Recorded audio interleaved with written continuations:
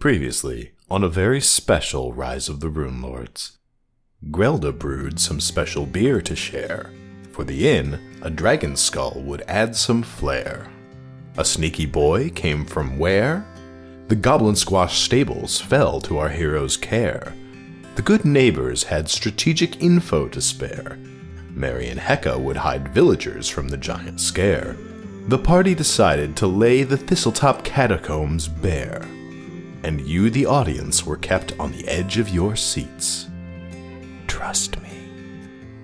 Today, the adventure continues.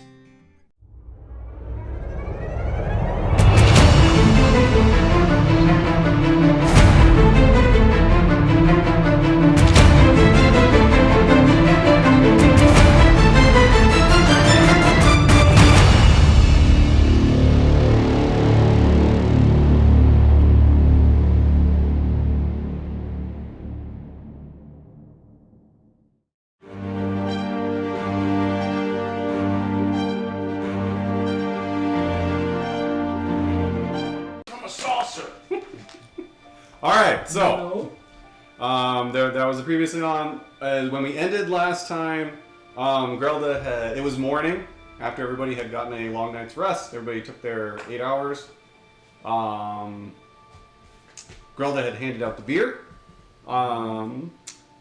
Amiko had shown Grelda the dragon skull on top of the rusty dragon, and had handed over the deed to the Goblin Squash stables.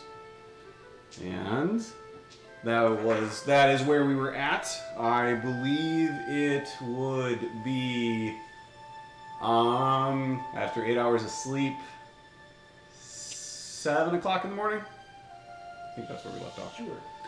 That's where we'll say we left off. So it is 7 o'clock in the morning. Everybody has received their beers. I believe when we left off, Grelda and Amiko had just parted ways. And that's where we will pick up. Everybody. I don't remember. Did you guys go back in your rooms after the beers? Or I think a lot of people did. So I honestly don't remember. So it can be whatever you guys want, because I don't remember specifically. So did you guys go back in your room or not? I feel like I did right after I leveled up a few times. Oh, so we're doing like alternate reality shit now. Yeah. All right. Yeah. You said you didn't remember. So. No, you're right, because you leveled up from 1 to 2. Yeah. So when the giants and the dragons come, you know what? I'll actually give you 3. So you'll be a level 3 when the giants and the dragons come. That's 3 levels in God in addition to my 9 levels in Monk, right? 10 levels in Monk. Okay. But you said 9. all right, is anyone coming downstairs right away, or?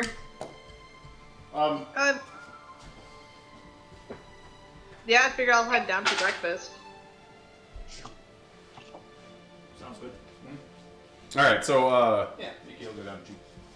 as Grelda is downstairs and everybody else kind of makes their way down, you do notice that Grelda didn't notice at first because you were so focused on Amiko and what was going on with her. You all notice that the actual bar and all the tables are completely empty. There is nobody there. And after Amiko walked into the back room, there's nobody behind the bar. The place is just completely empty. Which is, with as many times as you guys have been up in the morning here, there's usually a couple of people drinking their morning coffees or having breakfast. But now it is completely empty.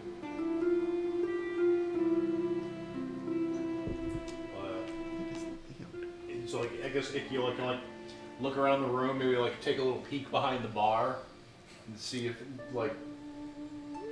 There, you do hear noise in the kitchen, okay, but there is nobody behind the bar. There's nobody that you can see just in that section at all.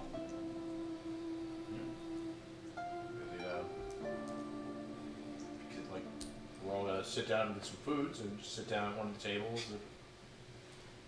If anybody else All right. is sitting, What is everybody else doing at this time when he takes a look and sits down? Is the fire still going? No. The hearth is out. soul still burns. Grelda's soul is always burning.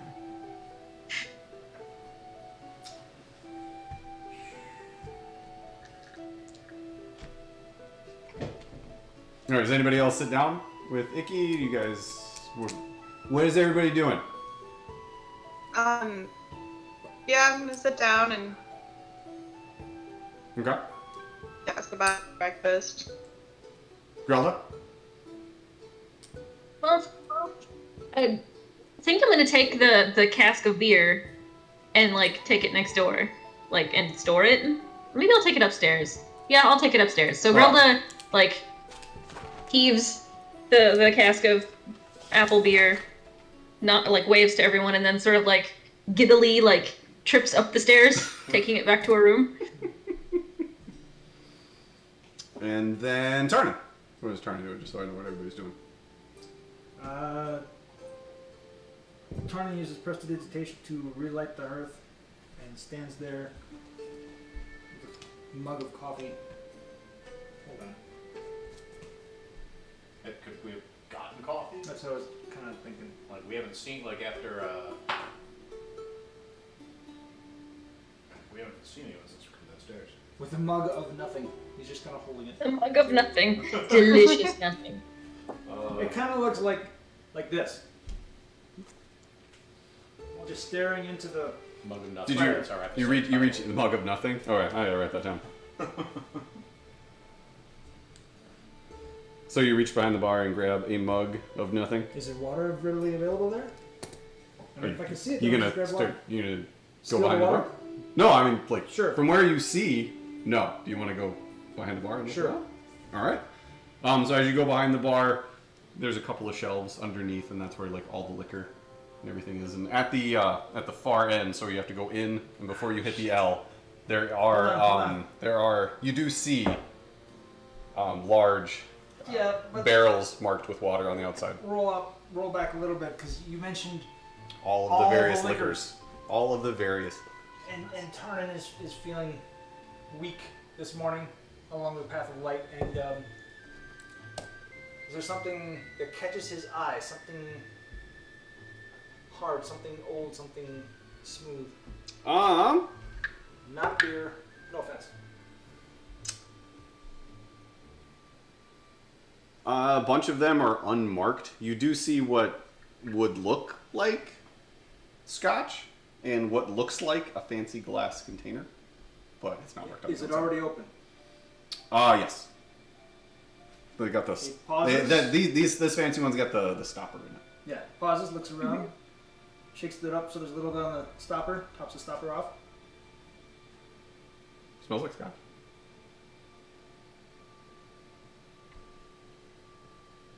Two fingers. Stopper, puts it back, puts a gold on the top of the stopper, then goes over to the fire and continues staring into it. Alright, so as all this goes on, and Grelda, I'm assuming, comes back down? After she drops off her keg? Alright. So as all this goes down, She wouldn't drop it. She would probably place it gently and then cover it with a blanket and a pillow. Put it on its side Read it a and small roll it bedtime down. story. Roll the barrel? down the barrel. Yeah. Alright, so Grelda gracefully sets down this barrel and puts a blanket on top of it so nobody actually knows what it is. And then comes downstairs, and as Grelda makes her way downstairs, the doors from the kitchen open, and a small gnomish woman with a bun of hair walks out, apron on, just looking completely frazzled. Her normally like tight hair in her bun is just like all over the place. Like there's a bun, but it's the I've been working for 12 hours in the heat hair where everything is everywhere. And she just comes out, oh my, what are you guys doing here? Are you, is it time? Are they here? Are they coming? Do we need to go? Do we need to hide? Are you okay? We're fine. Calm yourself. But they said the giants are gonna be coming and they told us all to go hide at the White Deer Inn. So either are you hiding with us or are you gonna go kill them before they get here? Do I need to pack a lunch? I can pack you guys a lunch. You guys want a lunch? You want some meat? I got cheeses. I got Oh, the crackers are gone. Do you want some salted pork with the? Oh, I got some blood sausage. I know you would like some blood sausages there. He raises a little claw. It's like, meat and cheese sounds great. I got some cheesecloth in the back. I'll pack that up, and the meat will be separate. If you want anything to drink, we got some skins. I know the little lady over there's got her own beer and everything, so I know she's fine. But if you guys want some liquor or some beer for your rough battle, I can get it for you. And then I gotta go. They told everybody to go to the White Deer Inn and get in line because some weird lady with a cat is gonna save us or something like that. That's what they said. So I gotta let me go do that, and then I'll go and you go kill the things and make sure the building stays standing. Okay. I'll be right back. And then she turns around and goes in the kitchen. Good talk. And then about what was that? Yay, breakfast. I'd say about 5 or 6 minutes later, she comes out with a couple of like knapsacks, small, like not backpacks, but something along those lines, and comes out and puts one. Oh, okay, here you go. I got 4 different kinds of cheeses. There's 2 in that one and 2 in that one. I got blood sausage and some salted pork in that one, and I've got extra blood sausage because you look like you're hungry there, Big Missy. And I got some ham in that one. So they should be good. You can help yourself to the beer. It's around the corner over there. I got my stuff. I'm gonna go. They told me that it's about time. So go kill them and come back and tell us when we can come out. Okay. Be safe. Go kill good things. And then she turns around and starts walking towards her. I'd rather kill the bad things. Kill good things. Kill good things. Good luck on the killing.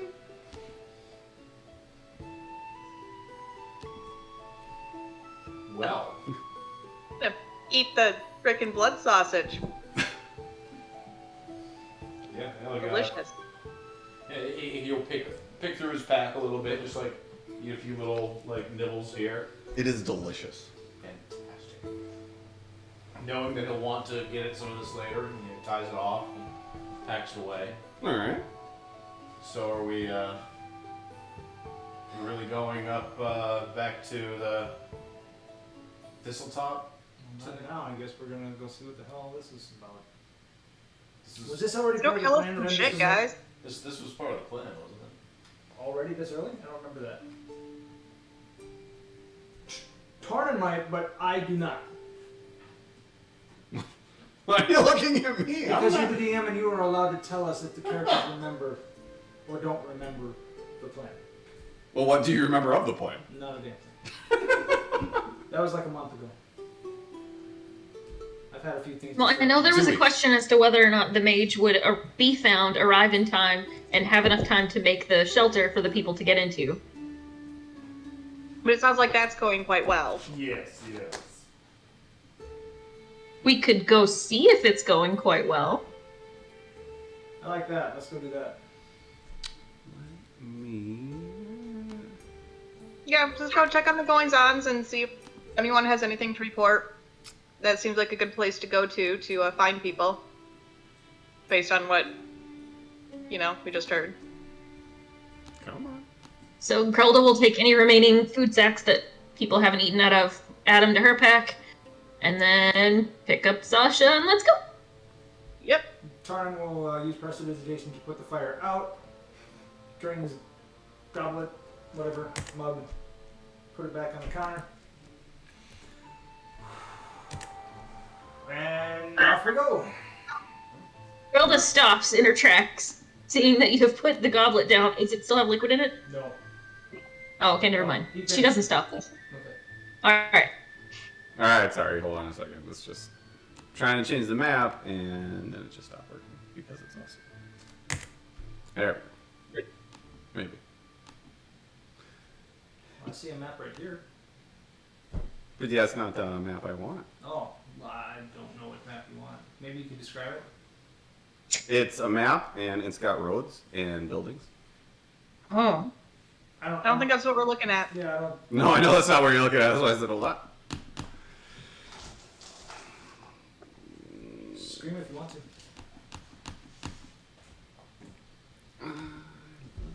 There we go. Maybe, It hasn't changed yet. No, it has not. Oh, still nothing. But I just thought Raisin's going to kill it tonight. Map update. Still no change. That's just in. The map is loading. Will there be a map? Only time will tell. Join us next session to find out if the Great map session, was guys. successfully. Okay, so that was fun. Thank you for coming. Is the map powering up? And It must be. we've only got 5 minutes before the map explodes. Put some Jeopardy music on. It's like that keep talking and nobody dies game. I was just like the map just has to get past the nozzle. The nozzle. Is the nozzle calibrated? I mean, can we really know? Have you checked for chunks of cartography that might have gotten stuck in there? Sometimes it gets lumpy. Let me try. Oh. Something Really? happened. Yay! 84%. There we go. Processing. No, there we don't go. I know it's up there. There. Oh, what is it? It updated. No, it didn't. Oh. Well, It did? alright. No, I'm kidding. Yeah, let's call it. Yeah, that was fun, guys. Thank you. Okay. It's been great, playing D&D with y'all. Thanks for the laughs.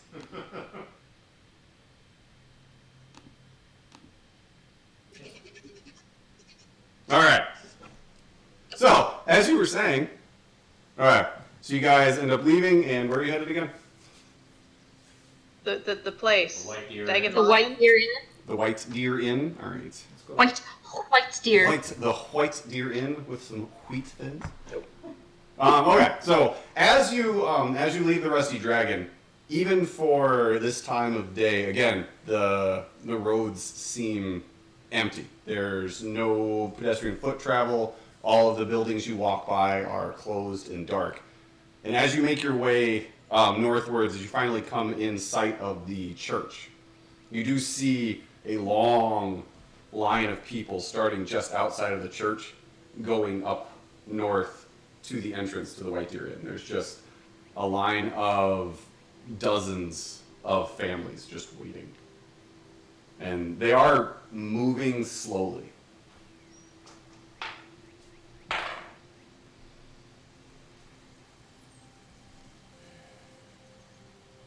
Oh, can I kind of wave hi to them and make my way up to like the front of the line area?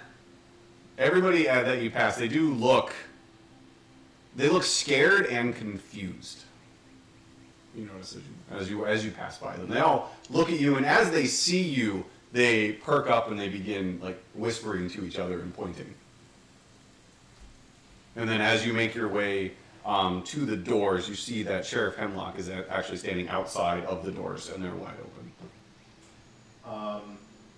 Would Icky notice the mood of the line and how it changed as they approach? What's your passive perception? Or actually, if you were trying to notice, or your passive perception if you weren't really trying. Not really trying, I guess, but my pass is 12. 12? Oh yeah. I mean, it would not. It's not hard to notice the fact that all of their heads perk up and everybody in the line stares at you guys, like rubbernecks at you guys as you walk by and begin whispering with each other. Icky will call out to the line, is like, "Don't worry, we got this. You'll all be safe." There is actually a smattering of clapping like throughout the line. You just hear like a couple like, and then kind of die down. Carrying on then. You call the big bird to fly overhead to like inspire confidence or terror. Calm the terror. Yes, the bird flies over. Somebody screams, "It's a dragon!" Everybody tramples, and half the town dies. Okay, that's not a great plan. Look, they're stampeding with joy.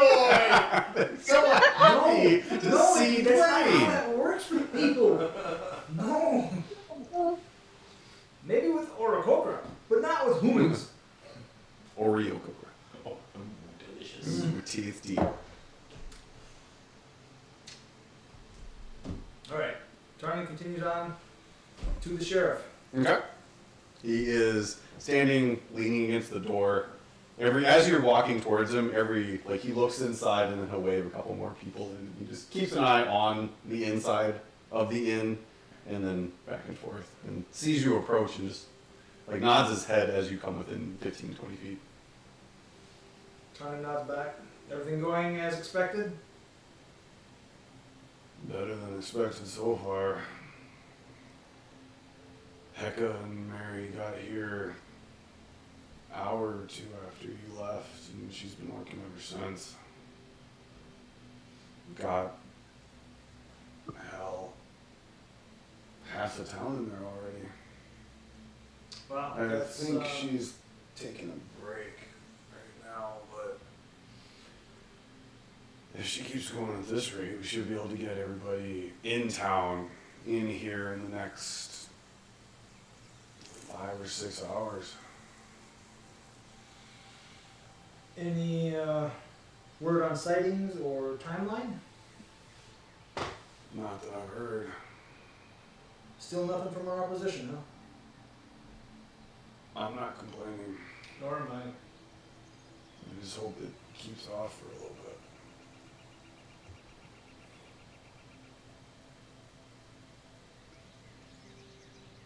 Like I said, once everybody's in here, the men we do have are at your disposal for whatever you feel like throwing them at.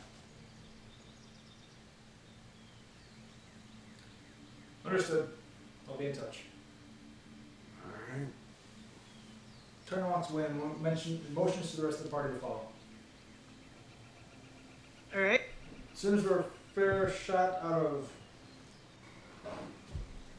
As soon as he's pretty confident that he's not going to be overheard, are we still going to go down below and look in the catacombs? Are we still thinking Thistletop? Are we thinking we wait this out? Sean, Yes. how far away are we from Thistletop, and how far away am I from the edge of the city? In a mile, because I have a 3-mile radius for my sensing of things, and the city would be a dead zone. Thistletop is about 4 miles away, if I remember correctly. Sounds about right. I want to say Thistletop is about 4 miles. From the edge of town up at the White Deer Inn, the White Deer Inn is actually the last large building on the north side of the map before you reach the gates. It's the, if you were to come in the north gates, it would be the first non-house, business that you come to. Okay, then Grelda is going to say, let me see if I can sense anything nearby, and I'm going to do my thing. I need the name of the thing, because... I do need the name of the thing. The thing of the thing. And what the thing that the thing does. Or what kinds of things that the thing that it senses. It's the whole, sensing thing. Yeah, I'm trying to remember what, categories. Yeah, and it's not in my actions. It had to go to, a weird place to find it, I think. I think it might be in your, features. Commune with nature? Okay. Yes, that's it. So I can ask for specific things, specific knowledge. It takes me 11 minutes to cast. And I am definitely looking for anything that seems like it might be one of the combatants that we've got. So that would be... 3 factors of your choice about any of the following subjects. Terrain, prevalent plants, powerful celestials, influence from other planes of existence, and buildings. Yep, so I'm looking more at the peoples.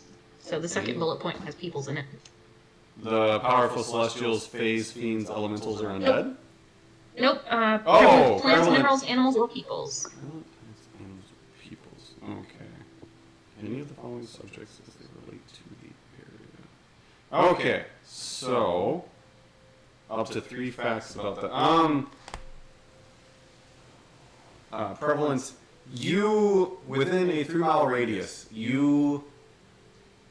We'll start outwards and move inwards. Okay, so you sense just like a dotted smattering of people in the surrounding farmland.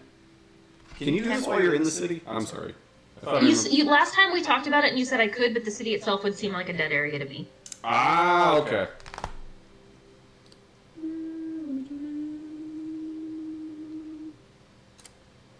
Where nature has been replaced by construction. Okay.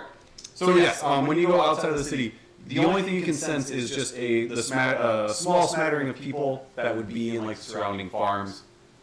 You don't notice anything other than that. You notice the people, and you notice that you feel that they are all huddled together, and you can tell that they're hiding in various places in their farmlands. All of their farm animals have been put together in barns, but you do notice that wild animals do not seem to be as prevalent in the 3-mile radius as you would expect. And then when you hit the city walls, it's just death. Alright, so I come out of my trance, and sadly none of you got to see the totally awesome spectral bear that delivered this information to me.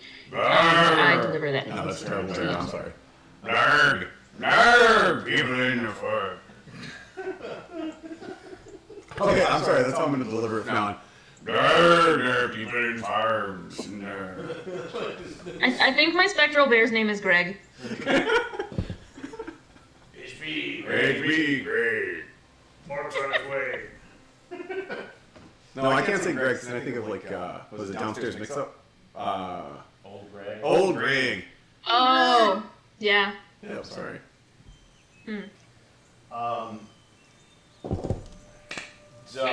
What does guys need to do to Owlvander? Anything special? Oh, Ollivander is just there, so I don't think he's unsummoned him, Okay. or at any point. So I don't believe he would need to do the ritual to bring him back. All right. Is Geisen familiar with the radius of the spell that Grelda's just used? It's more of an innate ability, so Grelda would probably need to inform him. But I know she's used it before, and on those occasions he wasn't informed of their limitations. Correct. I would assume like he could ask Grelda, but I don't believe it's been spoken. Okay. And I don't think she'd be able to say exactly the amount, but she might be able to say, well, I can't make it all the way to Thistletop, like... Yeah, all right. And There's no control manual that came with Greg the bear. Nerd! Miles. He's a pirate apparently, sorry. He's a pirate bear. Sorry, he's got a peg leg and a...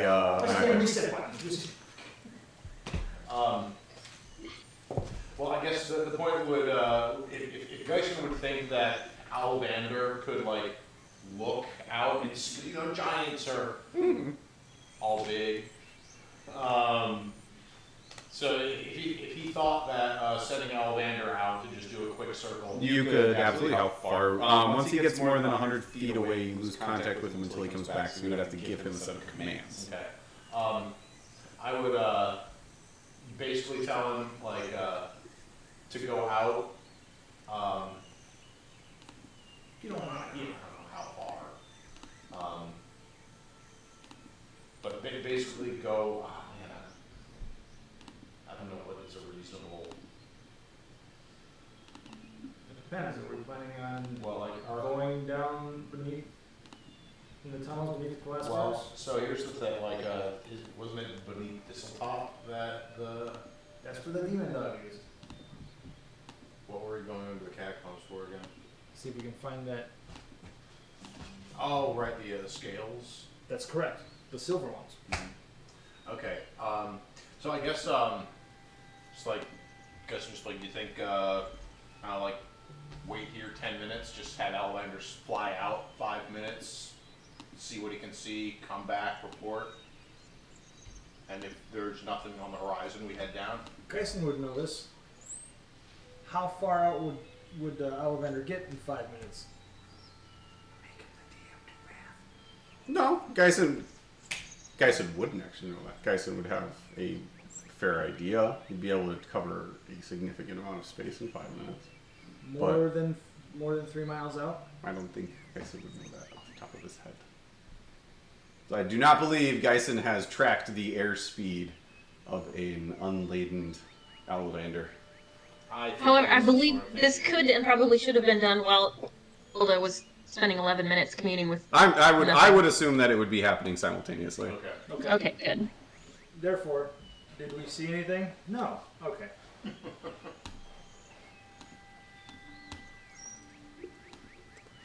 Mess about it.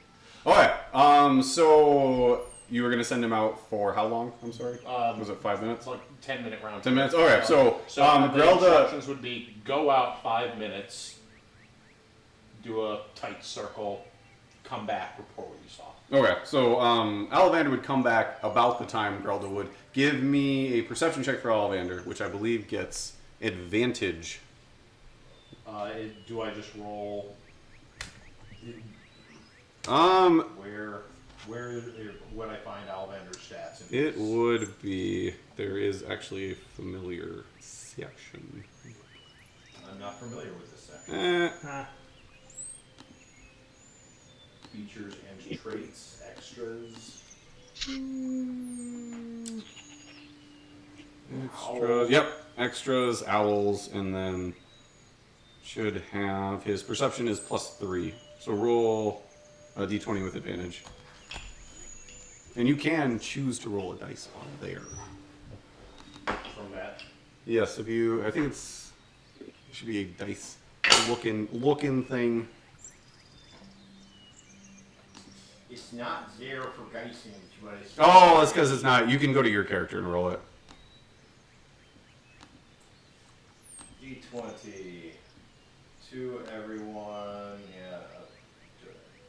How do I roll that? But it doesn't. It won't automatically add all the bonuses and whatnot. No, it wouldn't anyway.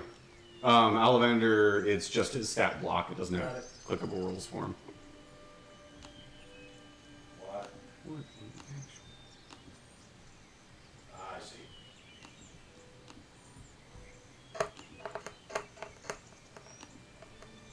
+15 beats 6.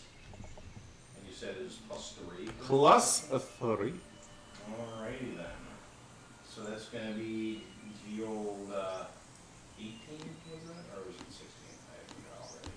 You said 15. 15, 18 then. 18? Alright.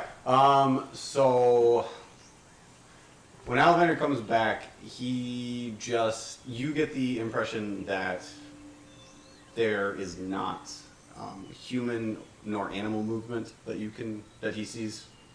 Regardless of what you think would be normal, there's nothing. Okay. Nothing is outside. Nobody is outside. He didn't come across anything. Okay.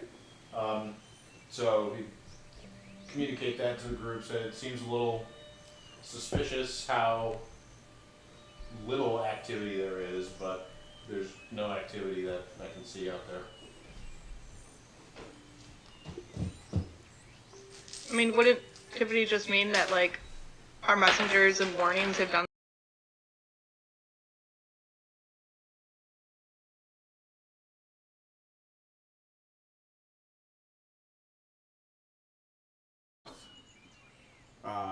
Begin to cascade over your body, and you do feel prickles of sweat come out, and you do hear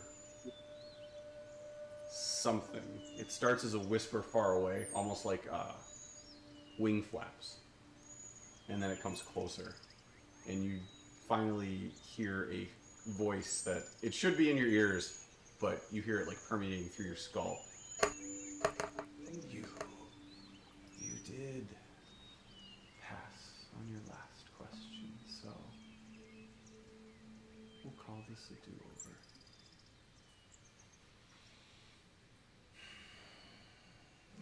I've got 5 burning through my head right now. It's a good thing nobody else is there and can't help you. I know. I can't even call a lifeline. This is my lifeline. I'm just imagining the demon bird or whatever just being like, "You called me seriously."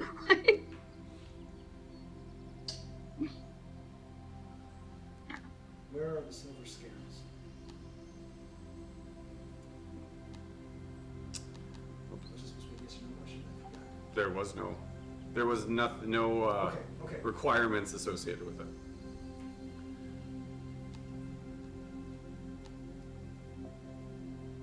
Is that the question? That's the question. Oh, wait, you double checked afterwards? I just want to make sure. Where are the I hope your scales? god's not a fucking monkey's paw, man.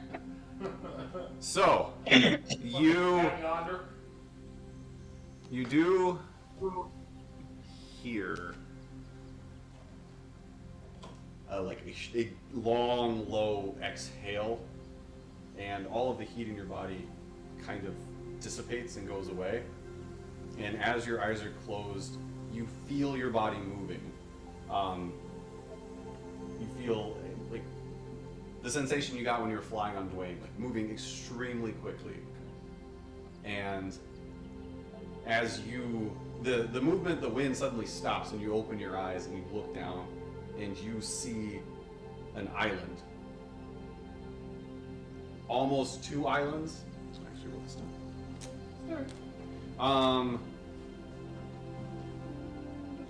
There we go.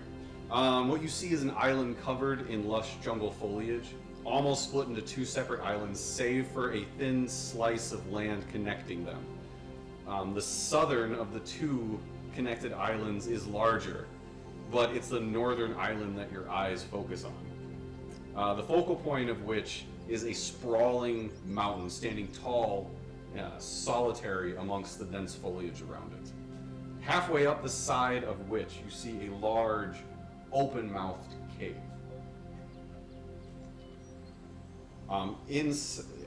Because of the angle that you're looking at it, you can see a little bit inside of the cave, and there is a deep blue glow.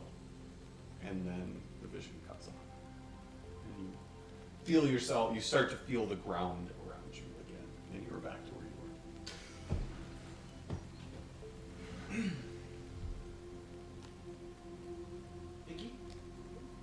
Vicky, Cough. I need your map. I need to see the map. Doesn't Sanishi have the map? I thought so. Whoever has the map. Sanishi, I'm the map. Eh. I'm the map. I need. I'll see give you map. the map. Here you go. It's not here. It's not here. These scales. You know, the things that fish have that we were kind of looking for. Yeah. It's not here. How do you know? Toby told me. Who? That's a peach. You? Hand out a small representation of Tarnet, and then it shrinks down, and next to it, the big flaming bird. Told me. I'm probably gonna end up paying for that later, but All of a sudden, all the powers fade from your body. I feel a disturbance in my. No, I don't have any. No force. It's not here.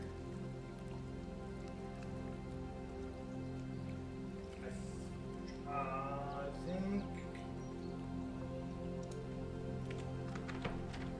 think it's in Hollow Mountain. As soon as those words leave your mouth, you know exactly where it is. What's the name of the island? River Rake Island, according to the map.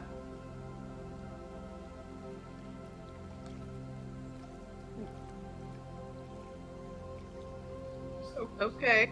Yes. I've never heard of this place. Well, neither have I, but I see it on the map. We're here in Sandpoint. That's way up here. We don't have to waste time looking. Is that one on the early place I'm thinking of? same place or adjacent island? The same island. And how much of what you saw do you describe? Because the island is exactly what you're thinking of. Okay. After looking at this and making sure that it makes sense in my mind, is everyone awake and paying attention now? I would say you wake up, Ollivander comes back, Greg gets done talking. Greg and Obi finish talking when Ollivander comes back. It all happens at the same time. It's good that we all have imaginary friends. Hey, Outlander's clearly not imaginary. Right. Of course not. Of course not. He's got a It's set fine. of armor on. It's fine, guys. It's fine. Gives him a little pat. You're real. You're real. Right. You're a realist. Yeah. Okay. Okay. This is what Obi chose to reveal to me. Story. Using prestidigitation, I will do my best with the small illusionary terrain and all that other stuff in the palm of my hand so that they can get an idea on what it looks like from what I saw. So,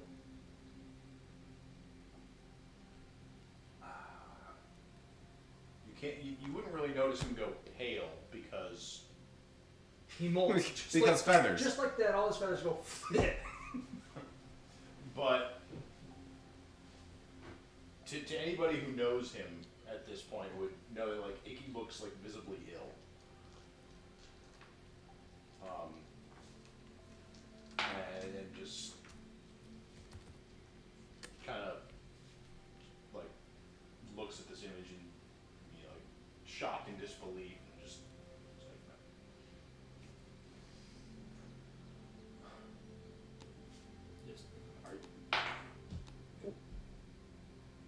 like, Are you okay, Do Icky? you have something to share? Does this it's mean- not. It can't be there. It can't be there. We can't.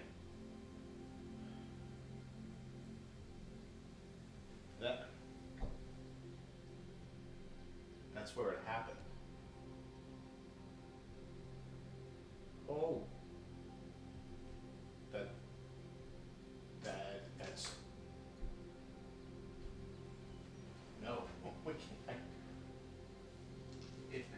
Whoa, Vicky, okay, look at it this way. It means that whatever's coming for this town is not gonna get it today. Alright? That doesn't change that something's coming for this town and we're here to defend this town. We'll cross that bridge, ocean, Okay. later, but How do we know the Giants don't know? we don't know they don't know, but they said they were coming here to look for it.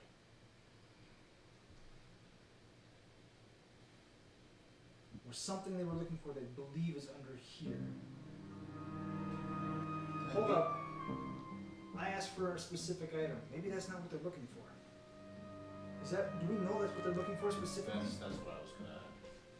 I don't recall how we discovered they were looking for. That was a good neighbors conversation, right? That was what Fenton had told Tarnan, is his assumption.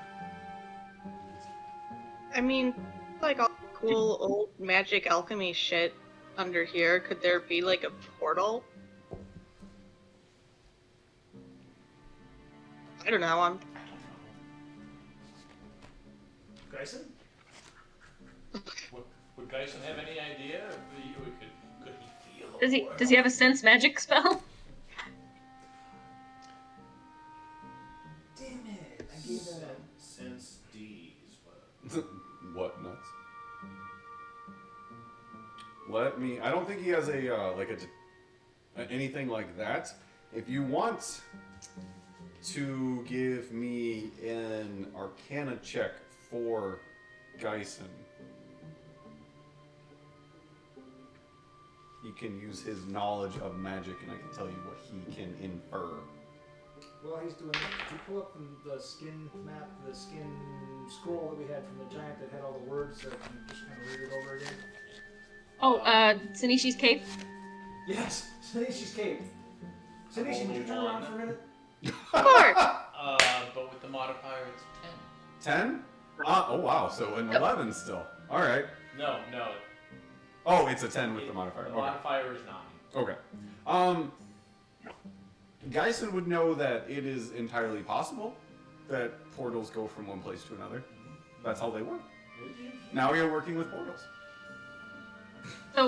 So during this, Grelda leans over to Sinishi. A slightly more than usual confused look on her face, and says, "What scales are we talking about?" Because she was in the bath when you went and had the conversation with Fenton. She doesn't know anything about scales.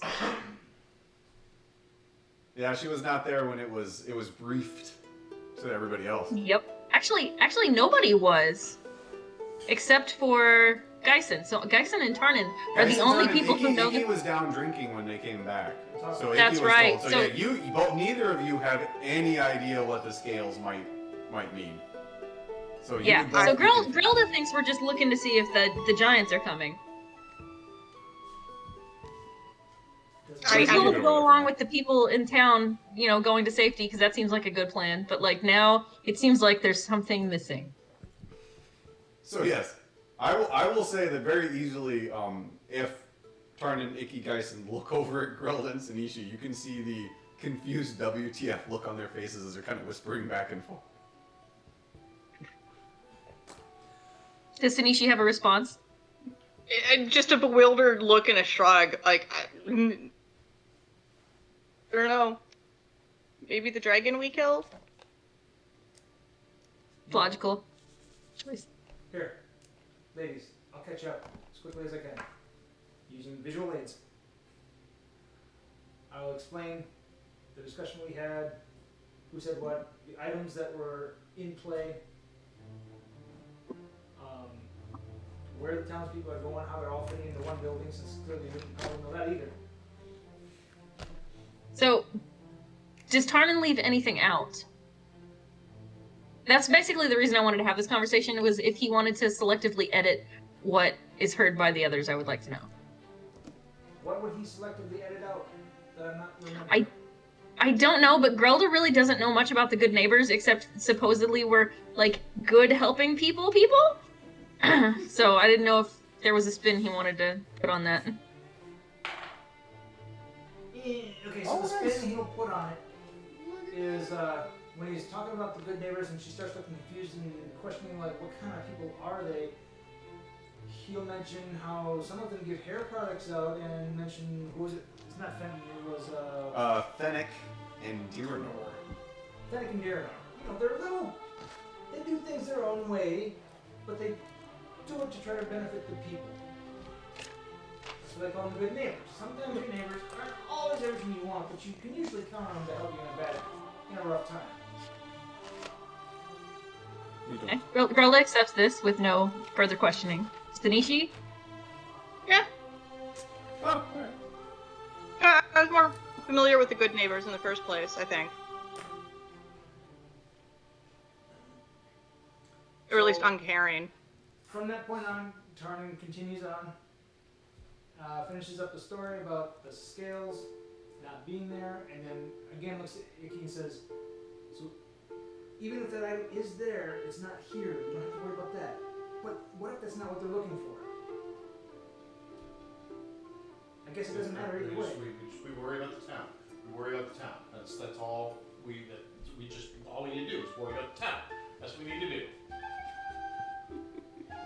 Grelda reaches over, way up to pat Ikki on the shoulder. And up. Yeah, over and up. And then Patsy on the shoulder with Sasha. She doesn't do that. That might hurt. But she does hand you a skin of, like, a nice regular beer, not the super fancy stuff from this morning. Takes it. A few, like several, just like deep, like glug. Ikki, you still have a task here. Yep.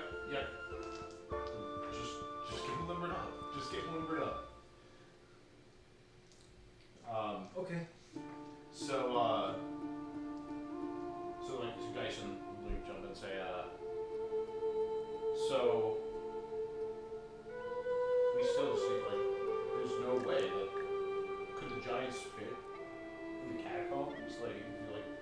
We just need to wait for them up here still, right?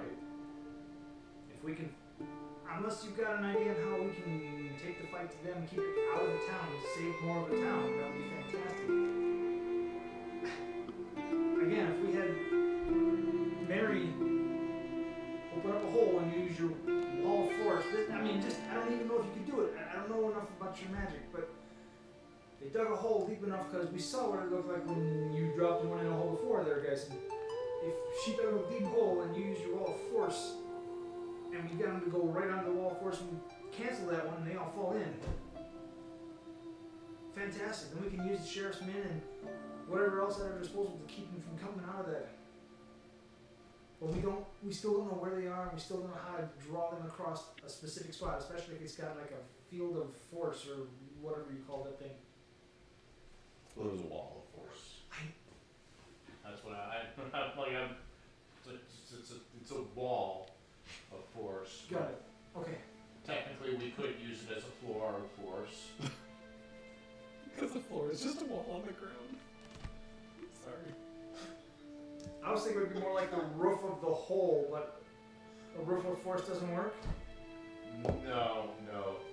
It's really it's floors and walls. Roofs are rough. On that note, does anybody need 5 minutes? Nope. I feel like you need 5 minutes. Nope. I don't even want 5 minutes now. I understand any of this has to do with killing the giants. So, Well, imagine if we got all the giants to sit still in one area for you so you didn't have to chase them down all the time. I mean, so theoretically, couldn't we like dig giant pits in front of the city gates? Why would they bother with the gate if they're giants? They're just gonna go right over the wall. Oh. Well, start at the gates and then dig a moat around. It takes a little bit of time to dig a moat. We don't know how much time we have. Might as well start. Don't know what else we're gonna do.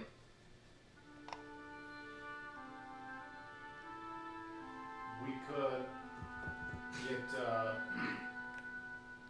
get Dwayne help us scout, and just once we spot them, gather everyone together and go to meet them.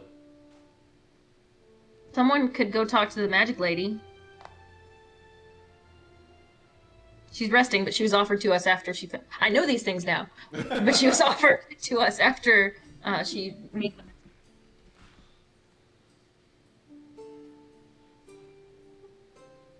Alright. Icky, why don't you head off? Sneezy, you go with him, go get Dwayne, come back here. I volunteer to stay on the ground. Huh? Uh-huh. I was actually gonna have you and Geisen go see the magic lady. I like cats. Good to know. Magic lady has a cat. This is relevant. Mm-hmm. I'll be around. Meet you back here in an hour. Alright. Scouting on Dwayne it is. Let's split the party! 3 ways! Yay! Good Yay! idea, DM. Fun time. Alright, Not the so first as you split up into these 3 groups, we will actually take 5-10 minutes. Alright, so does anybody have the desire to go first? Otherwise, I mean, I'll pick which group goes first, but if somebody would like to do their split the party to start, we can do that. Keep that never split the party thing. I do need to put that in there. I'm game to go first. Fuck it. I do too. Alright, so Assuming. Iki and Sanishi then? Is that what I heard? Go get the Dwayne. Okay. Yeah. Alright, so... Alright, so... Iki and Sanishi head off. It will take you from the White Deer Inn... Take about 5 minutes to walk to what is left of Old Light, where you have Dwayne currently perched. Is there anything you would like to do during that walk? Otherwise, you will arrive. Enjoy the fresh morning air. Yeah. Stretch the legs. Okay. Yeah. In Scratch less the net. conversation, Icky will will also just kind of keep a brisk pace, moving towards Dwayne, keeping things nice and focused. All right. In that case, about 5 minutes later, you do arrive at Old Light. It is a kind of a steep incline over the rubble that is left of this like partial half circle. It is kind of angled up into almost an arrowhead of what is left of the rubble, and Dwayne is perched at the very top. So you arrive at the bottom of it before it goes up a little hill, and then all the rubble is collected. So Icky will just kind of like look over at Sanishi and it's like, I'll be right back, and he'll fly up to Dwayne, make this nice and quick, just like mount up, head down. Regulators. All right, so you fly up, land on Dwayne. Dwayne flies down. Sanishi hops on the back, and Dwayne Damn straight. takes off. What would you like to do now that you are on Dwayne the Rock Johnson? We said we were going to meet back by White Deer Inn, right? Am I remembering that correctly? So yes, 1 you said hour. you were going to meet by the White Deer in an hour. So a rock, ROC, is a very large bird, and it is what Nate summoned. And because it is a rock, the session it was summoned, everybody started calling it Dwayne. So the large magical bird that people ride is now referred to as Dwayne. Every imaginary creature has its own nickname because I can't name anything without somebody coming up with a random Orc, name for it. vacuum cleaner guy. Yep. There was a man named Oric, and he is the The vacuum cleaner macaroni guy. man. There is what was that? The macaroni man. Oh yes, there was a yes, a general who had a hat and there was a feather in it, so he was the macaroni man, and that is what I deal with every session. This is my pain. This is my burden. So No. literally, before everyone got on, Jill and I had a brief conversation where we were just like, you know what, fuck names. Because I think I am the problem most of the time, because I cannot remember anyone's name. I would agree with Remembered the random feather in someone's hat. that. It was macaroni. All right. Anyway, so you're just gonna fly around. Is there a certain distance you're gonna cover? A certain direction you're gonna focus on? Let's see. Might as well just leave that unfurled Yeah. for the remainder of the session, good sir. I'm not the one who rolled it up for you. So we decided that it was most likely that they were going to be coming from the north, right? Yeah, I believe. Yeah. Okay. Let's see. Let me see if I have a. So you said it'd take about 5 minutes to walk to where we were going. Yes.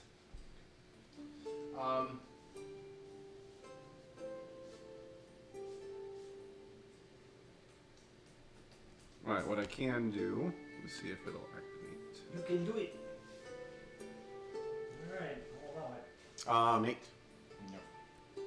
I'm gonna zoom out on that. Oh. And then for the two of you that are here, Whoa. Whoa. the other direction.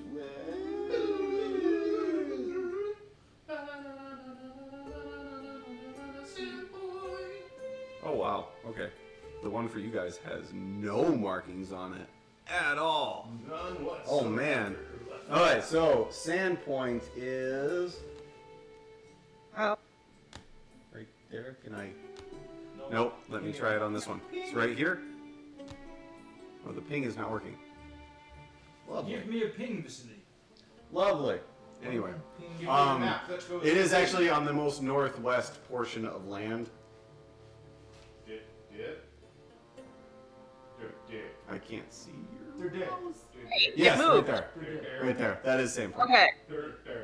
Sorry, yes. The DM one has all of the names and everything, and the player one does not. Helpful. I don't think I've used this particular map yet, so. So yes, for you in here, it's right here. Yeah, it's the end point right there. I don't. I think the ping might have been disabled. I think I might need to turn that back on because it was an add-on. Heard a bird. All right. So, how far out are you planning on going? So far out, man. For the Hook Mountains, the mountain range that's kind of right there, the big white thing. The white thing is the Devil's Platter. Okay. Yes. I guess I would fly just 15 minutes east, Okay. and then 15 minutes south. Okay. Just kind of make a circle. Yeah. All right. Why don't both of you give me perception checks with advantage?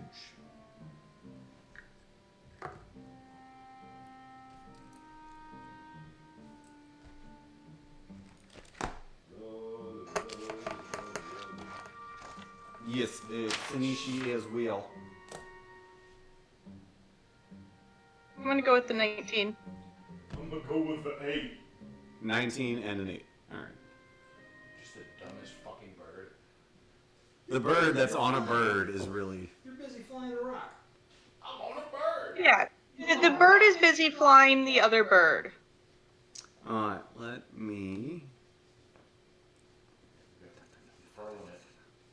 Infernal it. Can't stop me. Stand and unfurl yourself. See, you'd like that, wouldn't you, you sick f***? Oh, wait, so actually...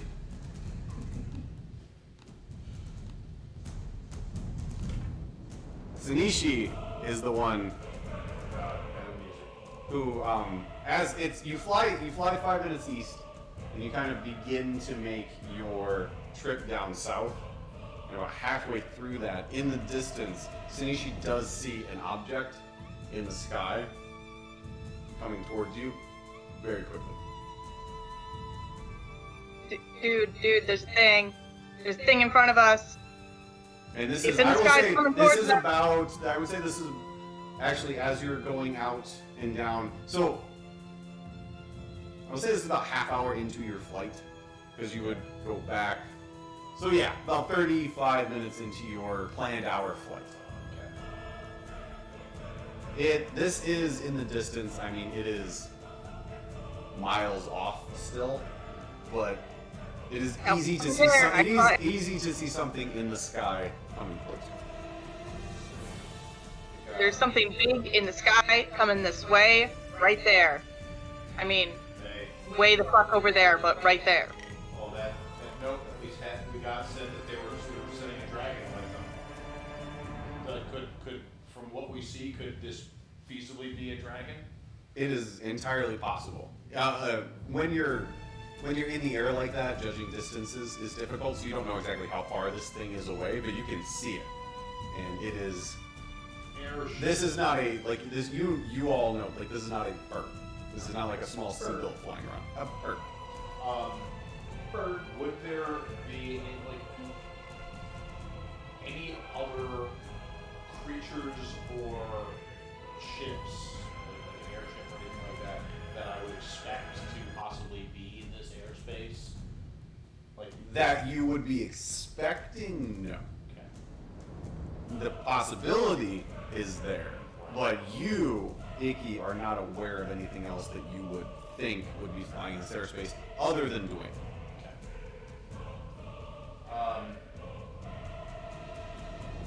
It could turn to Sanishi is like, well, that's pretty good odds that that's something we should be worried about, huh?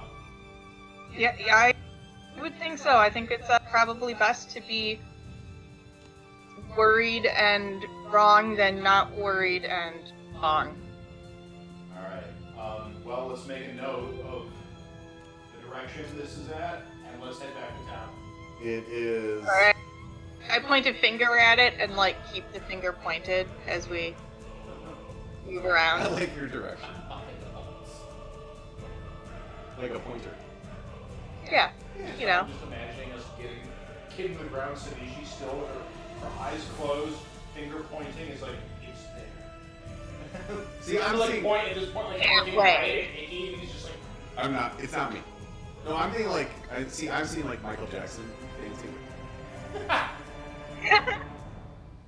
Anyway. Okay, so by the time you guys land, it will have been about 50 minutes. So this will almost be an hour trip for you guys. All right, so we'll just head to the rally point. All right. Then that will be yours. Okay. Would Grelda and Geisen or Tarnin? Who wants to go next? Let's save Tarnin for last, because whatever he's doing is secret. So Super secret squirrel. Okay. So then, Geisen and Grelda, make your way. That's not the music I expected it to be. Make your way back up to the White Deer Inn.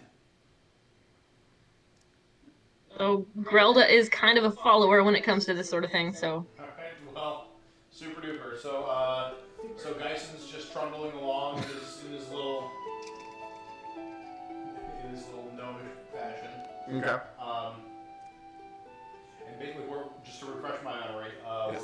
We're here to see when Mary and Hecka are going to be done to use them for a potential defensive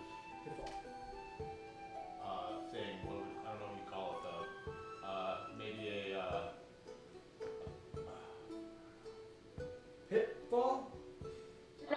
well, there was the pitfall, but wasn't there also talk of a anti-magic zone or something? I can't remember. that I don't know.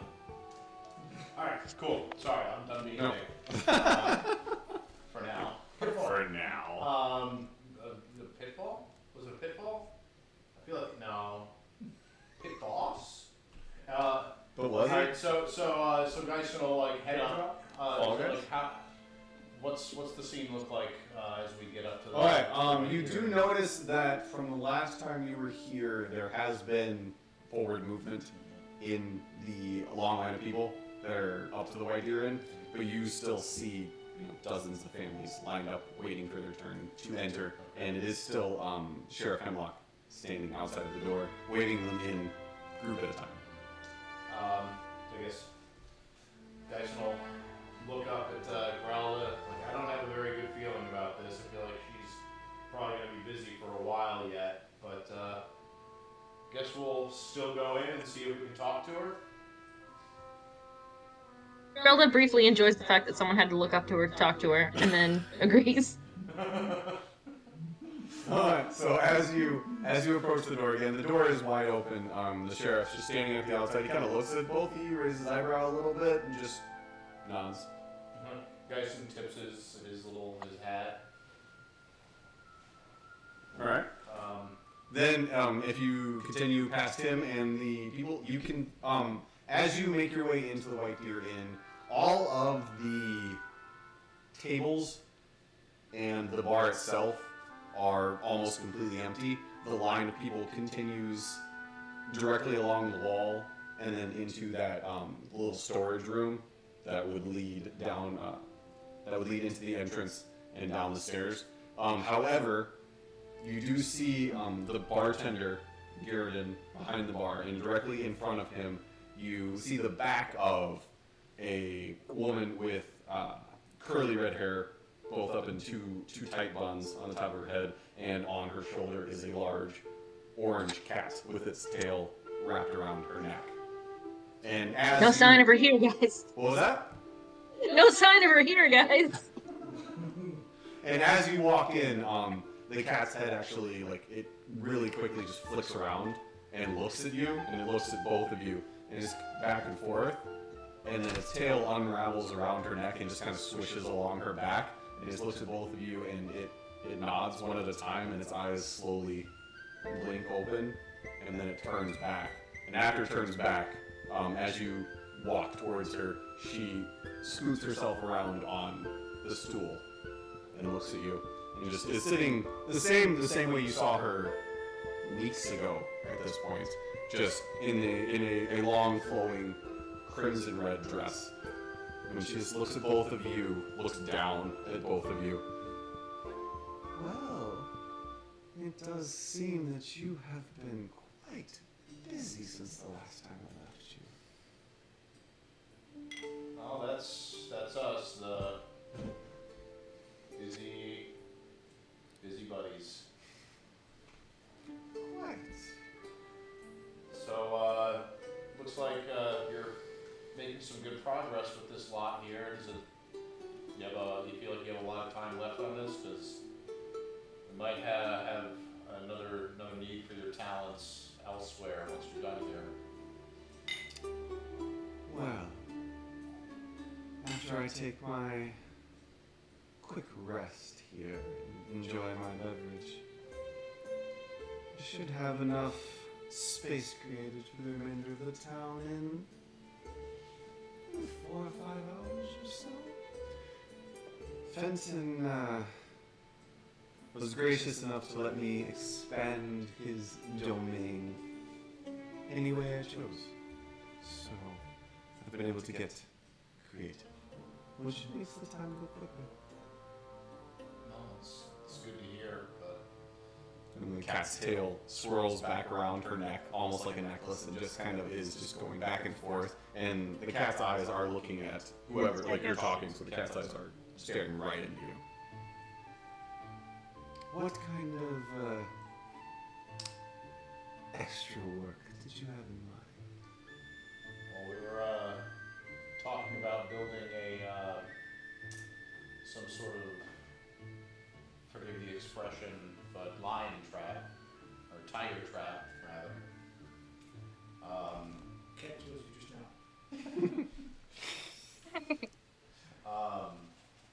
Try to, if not completely stop the oncoming attack, if we can figure out what direction it's coming from, but at least delay them. And so we thought that we could use your help digging some specialized holes. Are you meaning a moat or like a more of a pit trap? Because there are multiple entrances into Sandpoint, and I don't know if I have the time to dig large pits in all of the possible entry points. Some of our other group are trying to figure out where they're coming from. So the hope would be some focused spots, because it does seem a moat might be a little too great a task for how much time we're going to have if you're going to be here for another 4 or 5 hours. As you say that, you feel the spirit of Sanishi saying, "But we want a moat." Seriously, I'm just like, I'm with the wrong group. I can't push for a moat right now. What the fuck? So as planned that way? So you do see Mary like tilt her head slightly and look down, and Heka does look Kyson right in the eyes, and you see the tail swish again a couple of times, and Mary lifts her head. I suppose the pit on the north side could work, but when it comes to the rest of Sandpoint, there's not much area to pit with the river. If you wanted to demolish a few buildings, I might be able to, but I thought I was told the point was to avoid destruction. Definitely would like to try to stop them before they get near or into town. If on the north side, if there's time and I have another bit of rest, I could be of service.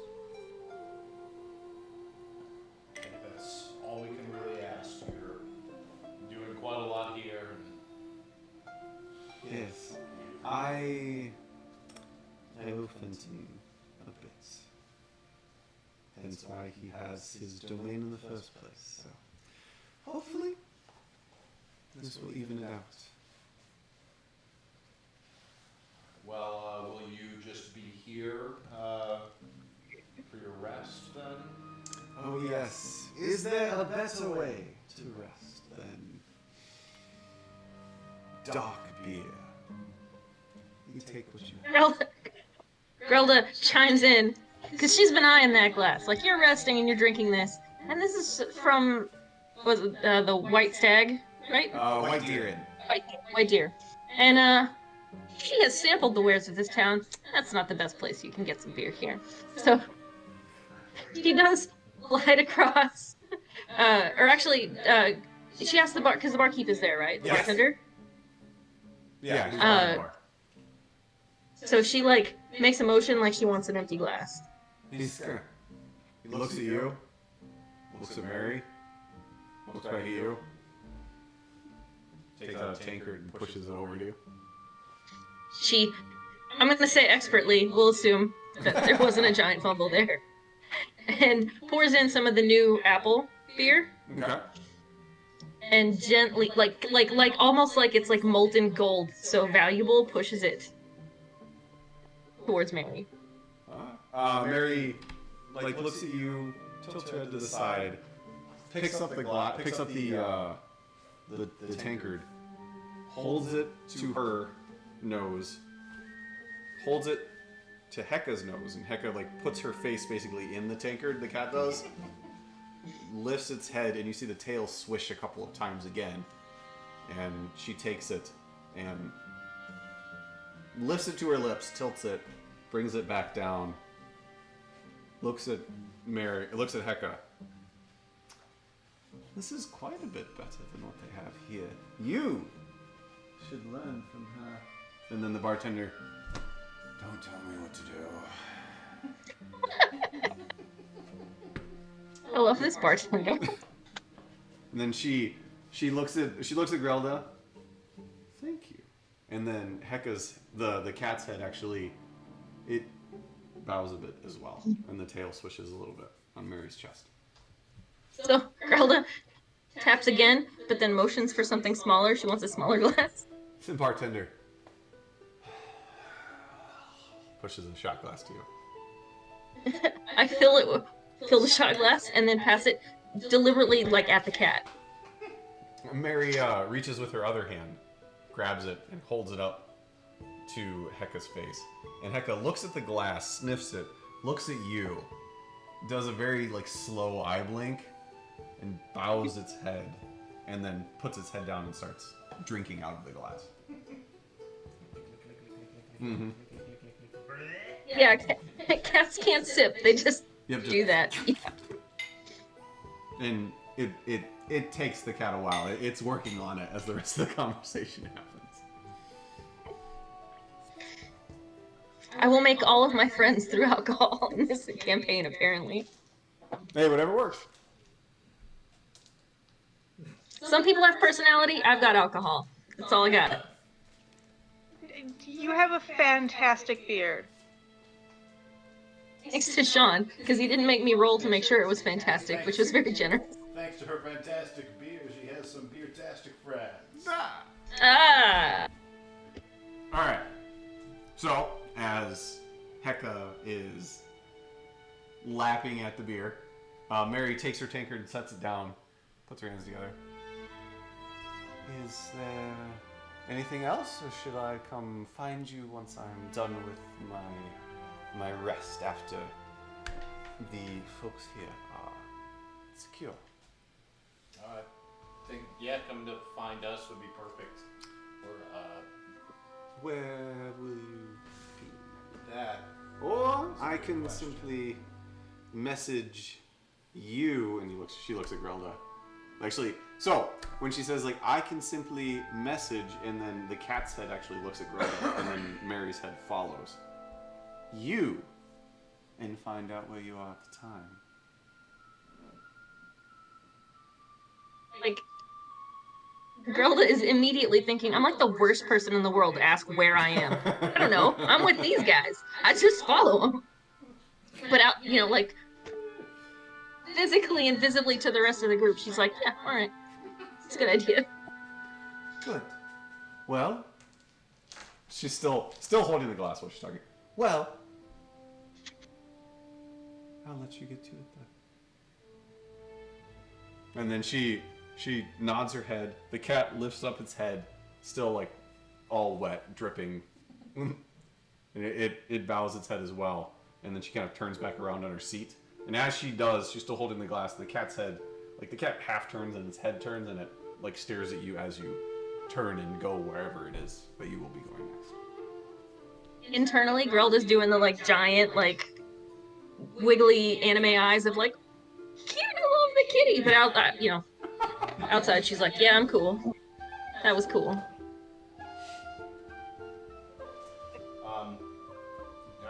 She has literally made friends with, or tried to make friends with every cat we've met. Just so y'all remember, we had the cat early on in the Goblin Fortress that she fed them off into. We had the cougar. The fire pelt cougar outside of Thistletop, yes. Yep. So, yeah. Oh my god, John Cougar fire pelt. I completely forgot about that. Oh my god.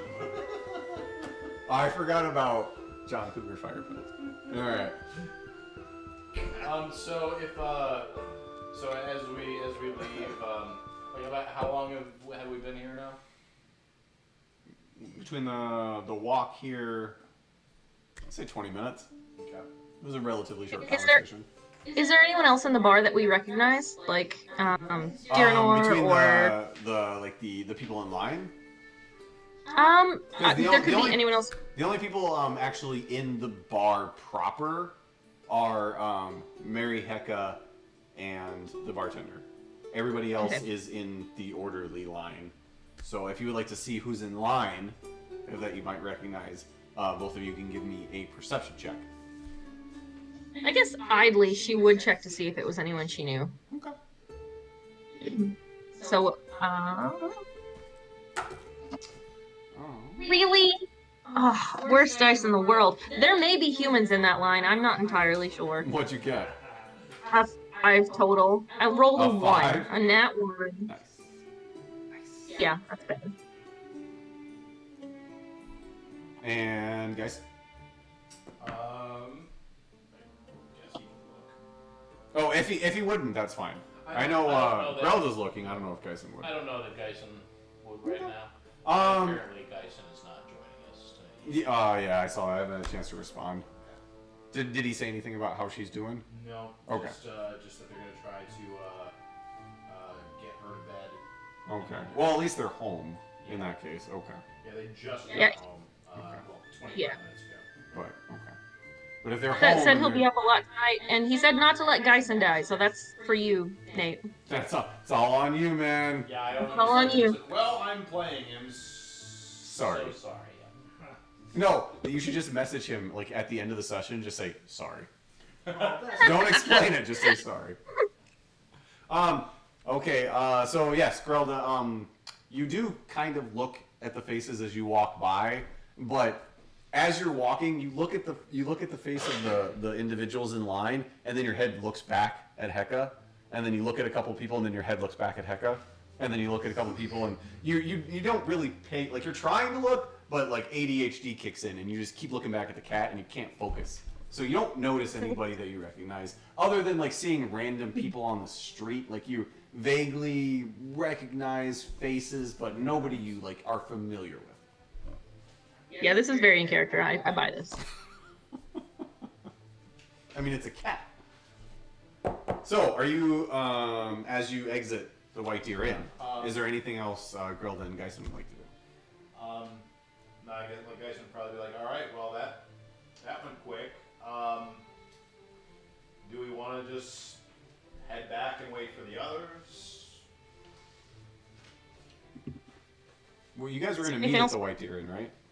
I'm Just sorry. outside. I think we were meeting back at the same place that we'd originally had the conversation. All right, which was just like Yeah. northeast outside of the Yeah. White Deer Inn. Yeah. So is there any? I guess is there anything else you would like to do before you go there and just kind of chill, or is there anything you'd like to do in the half hour ish that you'll be standing there? Is there something magical Geisen needs to... I know he's Not that he... often, like, fondling fire or... He did, Geisen did tell you about his necklace. Right. So he did tell you that it's recharged by fire. Trying to think what you guys... No, last night before he went to bed, he did go by the fire, so he's good for a little bit. Hey. What? Sorry, cat. Kitty's being sassy. I was just being a jerk. So, Tanisha has been transported to an island, magically, so she is no longer with the party. Is this the island with the scales? Yeah.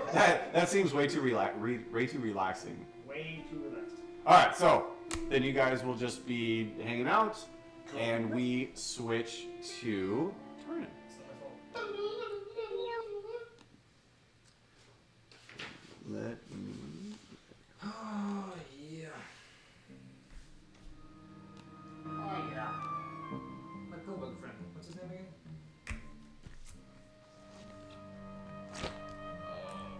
Oliver. No, it's, Hold on. Oliver Potter. Potter. Oliver. Oliver. Oliver Potter. I go look online quickly to see if I see Oliver. Give me a perception check. I'll give him to you. You can have it. Oh, thank you. So cute. You know what? I'll give you 2 perception checks. You know what? You can have 10. And we'll take the lowest. Wait. Wait a minute. Please. Please, Oh, no. Don't make me do it. Yeah. Perception. That it does. Oh, fuck off. Got a 12. A 12? Yeah. You end up starting, you walk down to the end of the line, and you walk all the way up the line, back down, and then you do back up one more time. And it's on that third one, so it takes you about 10 minutes. But you do end up finding him. He's kind of like, since he is short and round, he ends up being surrounded by a couple of families, so he's hidden from your view until that third time you walk by, and you do end up seeing the balding head and the rotund man in the midst. Do. Well, fancy seeing you here. I heard that you might be killing some giants for us. That's what I'm here to talk to you about. We have thieves camped really hard now. Any poultices or any poisons you already got prepped that I can have an upfront loan on for the sake of the town? Well, we did discuss your purchase, but I do suppose that given the current circumstances, I can put you a bit of a loan on it. It would be most appreciated. If you don't want to lose your place in line and let me know where it is and I will retrieve it myself. If you go inside of my establishment, behind the counter, on the first row, it's the green line. Color me surprised. What was the price we agreed upon again? It was if you bought a healing potion for 45 gold, I gave you the extra on top. Is that currently the strongest poultice you have? The strongest one I have made right now. I wasn't expecting to be invaded by a group of Such large individuals. Shocking. That's what I thought.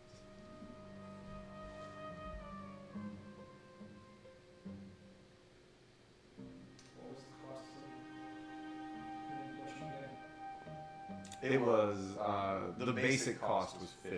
Like if you were to go buy it somewhere, and you had worked out an agreement with him to buy it for 45 and get the poison along with Can you it. tell me again which poison was this?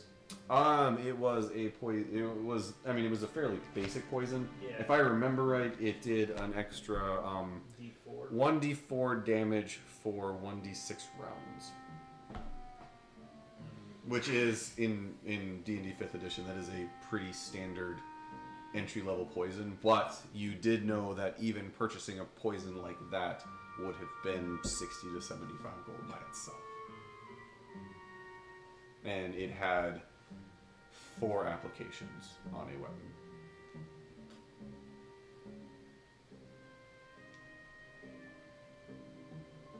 This was just a long shot. Do you have anything stronger? Or anything in your considerable talents repertoire that may be useful in defending this town?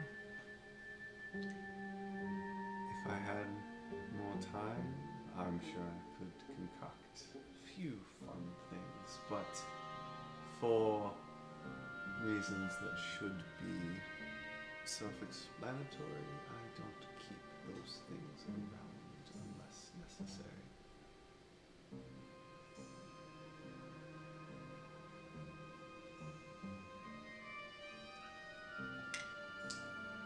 I'll leave the coin in the same place that I removed the items from. As would be appreciated. And if you can keep my shop in one piece, perhaps I'll return some.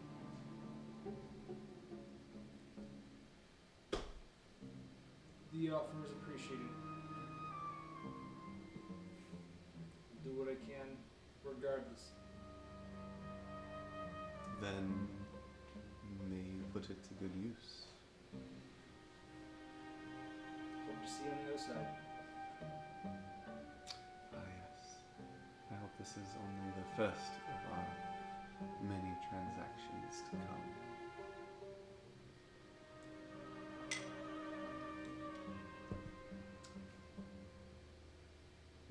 Turner starts walking off to the shop. Okay. And as soon as he's out of sight of most of the people, he will pick it up to a pretty quick trot, jog, and not quite sprint to go find the stuff. Okay. What was the total cost on that? 45. And give me a lockpick check, just to see how long it takes you. Because the door would be locked. It would be, it's not a matter of success, it's how long it takes. I feel like it'd be a prudent thing to keep an eye out for any Alizé, so you can mix the poison with it so we can sneak it to the giants. Actually, next, leaning against the bottle of Alizé, it says Mixtape Volume 1. I rolled a 21, my friend. 21? Alright, then actually, on the first try, you pop the lock very quickly.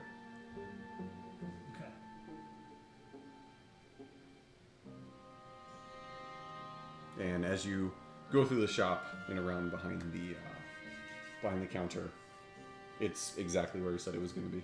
And it is a small, long, thin, cylindrical vial. 4 doses. 4 doses, 1d4 damage for 1d6 rounds.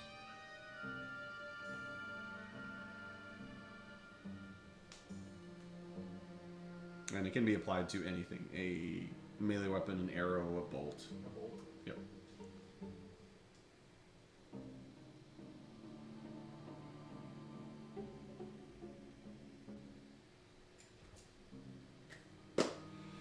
Locking the shop as I leave. Okay. I'm only using it, Obi, because I don't know what else to fucking do to take down a giant.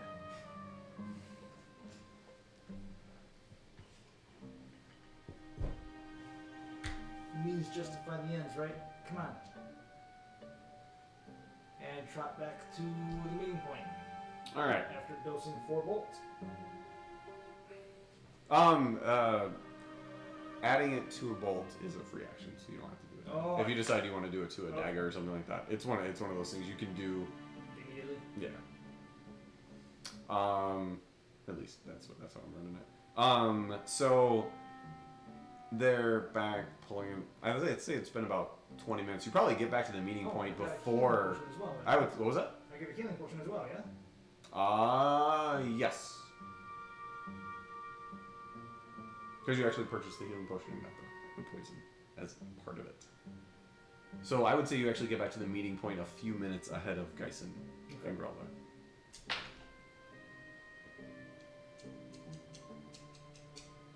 Okay. And then, so the three of you are sitting there for about 15 minutes when Dwayne comes flying overhead.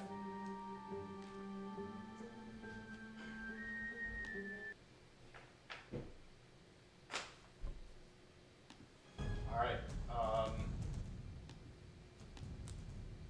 so if Sanishi has nothing to say when we are landing.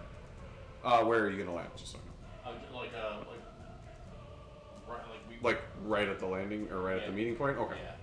Okay. I mean, I'm still pointing, so Okay.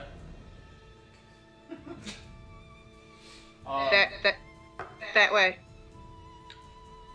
So, Icky would be as we're pretty much as soon as his voice would reach the rest of the party, you feel like something's in the sky. Which way, Sanishi? That way. There's something up there. It's coming this way fast. It was too far away to see what it is, but I wouldn't be surprised if it was the dragon that we're expecting along with this assault party.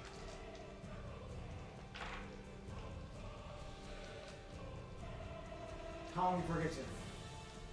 No clue. It was impossible to say how far away it was from us. It took us about half an hour to get back here, and it was barely in my sight range, so who knows? Good, safe answer. Can't be wrong with that one. All right. Yep. But it's that direction. Which direction is she pointing? To the southeast. That way. To the southeast? They had gone from Sandpoint, yeah, because they had gone in a part like a quarter circle, and they saw it from the east to the southeast. So from where East southeast from So from where we're standing here, you're telling me it's down. It's more in Here. More. It would be from where you're at. I would say it's more in this direction. Look down at the one in the. There you go. We're in this direction. Out of the top bridge to the east. More in that direction, because you are far north by the north gate. Yep. So it'd be more in that general direction.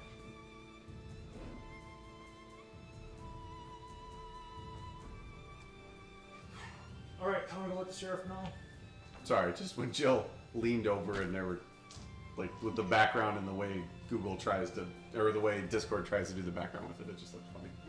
Anyway, okay. I'm gonna tell the sheriff I'll meet you guys at the bridge unless you want to wait here, and we'll start heading out that direction. I don't want them to use the town if we can avoid it. We're gonna find a spot and do our best to set up an ambush, preferably not in the middle of them, but on the side of them. What do you think, Icky? I think that's our best bet. No, I meant about you killing a second dragon. Oh, I'm ready for it. First one was easy. Yeah, if only we had a mammoth or a T-Rex. Those things could be arranged. Looking over at Geisen. With little wings? Or a dragon? I don't think so. It's all based on challenge rating. Yep, I know. But And the dragon's gonna be a little high on that particular challenge. regardless of what is answered, China says, I gotta go. It should be easier if we're doing it on somebody who's challenged, right? Ow. Yeah. Equal to or less than. So we get a 10th level dragon. Yeah. Yeah. What is it, like a whelp? Equal to. Freshly hatched? That's what we're gonna call it. Sure. Oh, So look, it can you fly. are. Kind of. Vicky, would you qualify it as flying? I mean, its feet came off the ground for a minute. No? Okay. Actually, sorry, now I'm curious. Because it says the challenge rating is limited to the level of the creature being polymorphed. Oh, what? I thought it was the creature polymorph too. Because The new otherwise, form can be any beast whose challenge rating is equal to or less than the target's. Or the target's level if it doesn't have a challenge rating. The problem was when you guys did it in the volcano, you were like level 6 or 7. So that's why the T-Rex and the whale were an option. Because it was challenge rating 6 or 7. When it comes to CR10s for dragon... Do I count as a level 10, given I'm split level? Yeah, it's still level 10. Okay. A young red dragon is challenge level. Young red dragon and a young gold dragon. The one, basically what Wow. Icky killed is a CR10. And you guys would have intimate knowledge of that since you fought it. this is not volunteer to turn into a flying thing. I'm sorry. That's fine. I Are would you imagine- sure?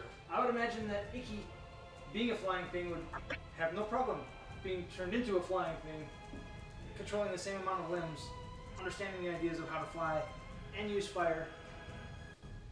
I will be super pissed if anybody other than me is transformed. Because, or at least as long as I am, like, first, kind of my thing. Our thing. My thing. Oh gosh. So as long as It's the my person's got chance to enough be power to do helpful. it twice, but it's concentration, never mind. Can't do it. Whatever.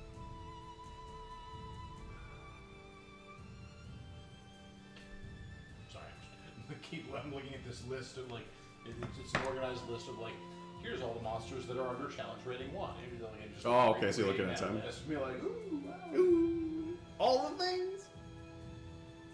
Could turn you into a beholder zombie. It's only challenge level 5. Yes, but you, Oh, but we you, totally could have taken that thing in your campaign then. Damn it! but you, whoever is polymorph does take over the stats of that. So I don't know what its intelligence stats are or anything like that. Yeah, no. How smart are you? The letter A. Young red dragon, definitely good at best. Or a death salad. Death. Oh, salad. A death salad? Salad. What? It's It is a salad, Yeah. not a salad, but it's spelled Okay, salad. No, it's spelled S-L-A-A-D. Oh. So it's just enough The salad. slob. The salad. Okay. Tarn runs off again. Oh, it'd be Buck. And goes to find the sheriff, still sitting there leaning against the door. Yep. 1, 2. Fuck, start again. 1. Sheriff. Come with me for a second. Alright. Gets Follows him. you. Just pulls him out of earshot and quietly whispers to him. We have a sighting. Something large and flying. Probably the dragon. On its way. They sighted it about a half hour out. I don't know how fast it's traveling. Don't know when it's going to be here. In the direction of the lower. What do you want to call it? The You can lower just bridge? point. Yeah. Yeah. That way. In direction of dare. Yeah, Sanishi knows how to give directions. You point. Fair. That way. Absolutely that way. He's heading there now. You want to join him? If you get these troops, you get the rest of those people inside. We're heading that way. And He looks down the line. I can probably get him in the white tier in 30 minutes. I'm not gonna be able to get everybody down there.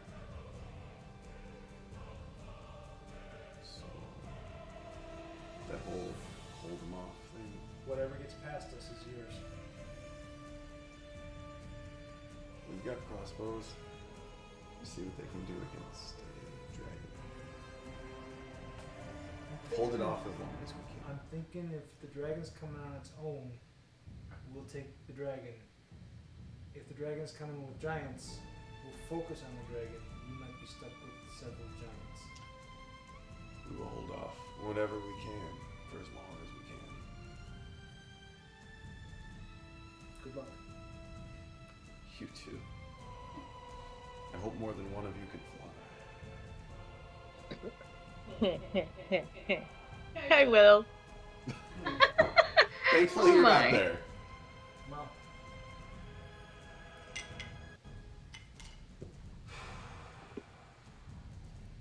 Alright. should have had another drink this morning. And out he goes. Alright. So the sheriff turns around and immediately goes to the first group of people and then starts walking down the line. And instead of like an orderly fashion, people just start piling into the White Deer Inn. As you're walking away, you see everybody start to move forward. Off I go to the bridge area unless... Where's Rock? Where's Dwayne? Right with us. Right, but did you fly down to that or did you stay there? Where we talked? Unless we decided we were going to move somewhere. So you're still up here? Yeah. Okay, so then I go to you guys and climb up the bridge. Just like around the corner. Yeah, pretty much. Okay. Okay. All right. Who is on Dwayne? I climb up. Okay. Icky's on. Icky's on. Sadishi's still on. It's the fastest way Grelda will grudgingly get on. Dyson will pop up. Alright, you are on Dwayne. All right. Any objections? Just heading right towards what we saw. No. All right. The giggle from Cindy. Sorry, just the in character and in real life giggle. Yeah, it's good.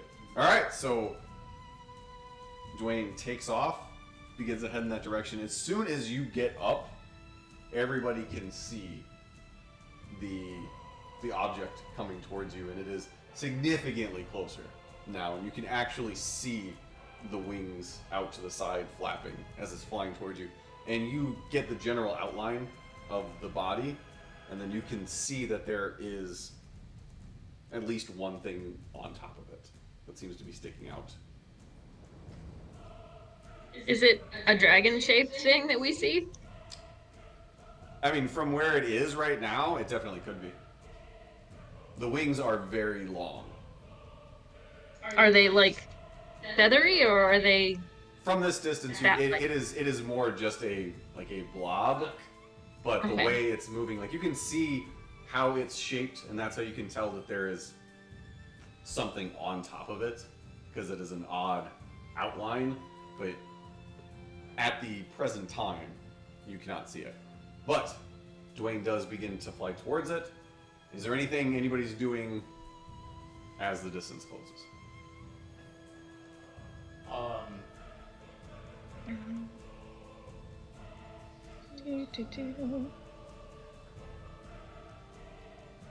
Since no one else speaks Dwarvish, you hear Grelda doing what appears to be praying. If anyone did speak Dwarvish, they would know there were some choice swear words in what was being said.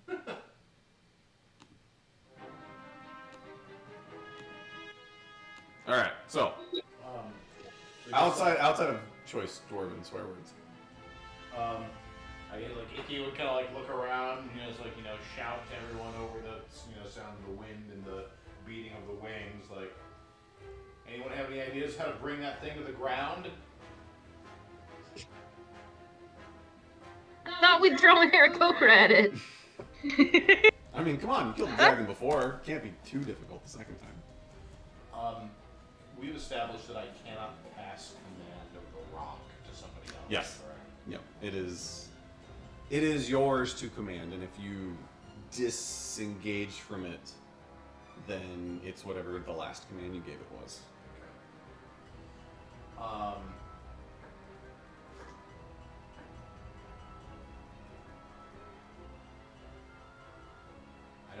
So I don't think we should try to fight from Dwayne, if at all possible.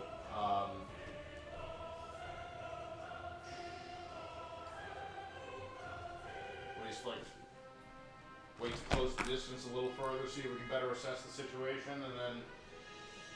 Gyson, that wall of force thing, does it have to be on the ground when you cast it?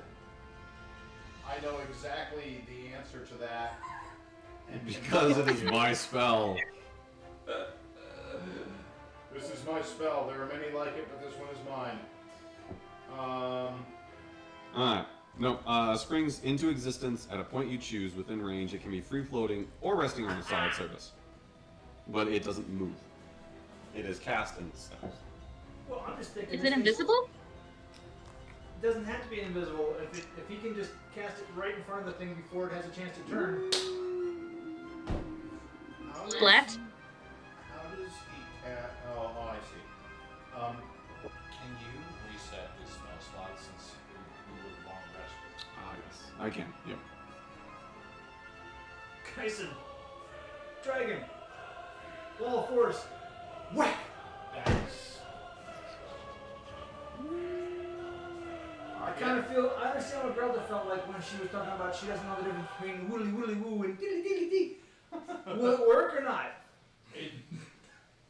Let's see. I'm gonna check the... putting it there will work. Yeah, nothing passed through the wall to immune to all damage you can with the spell.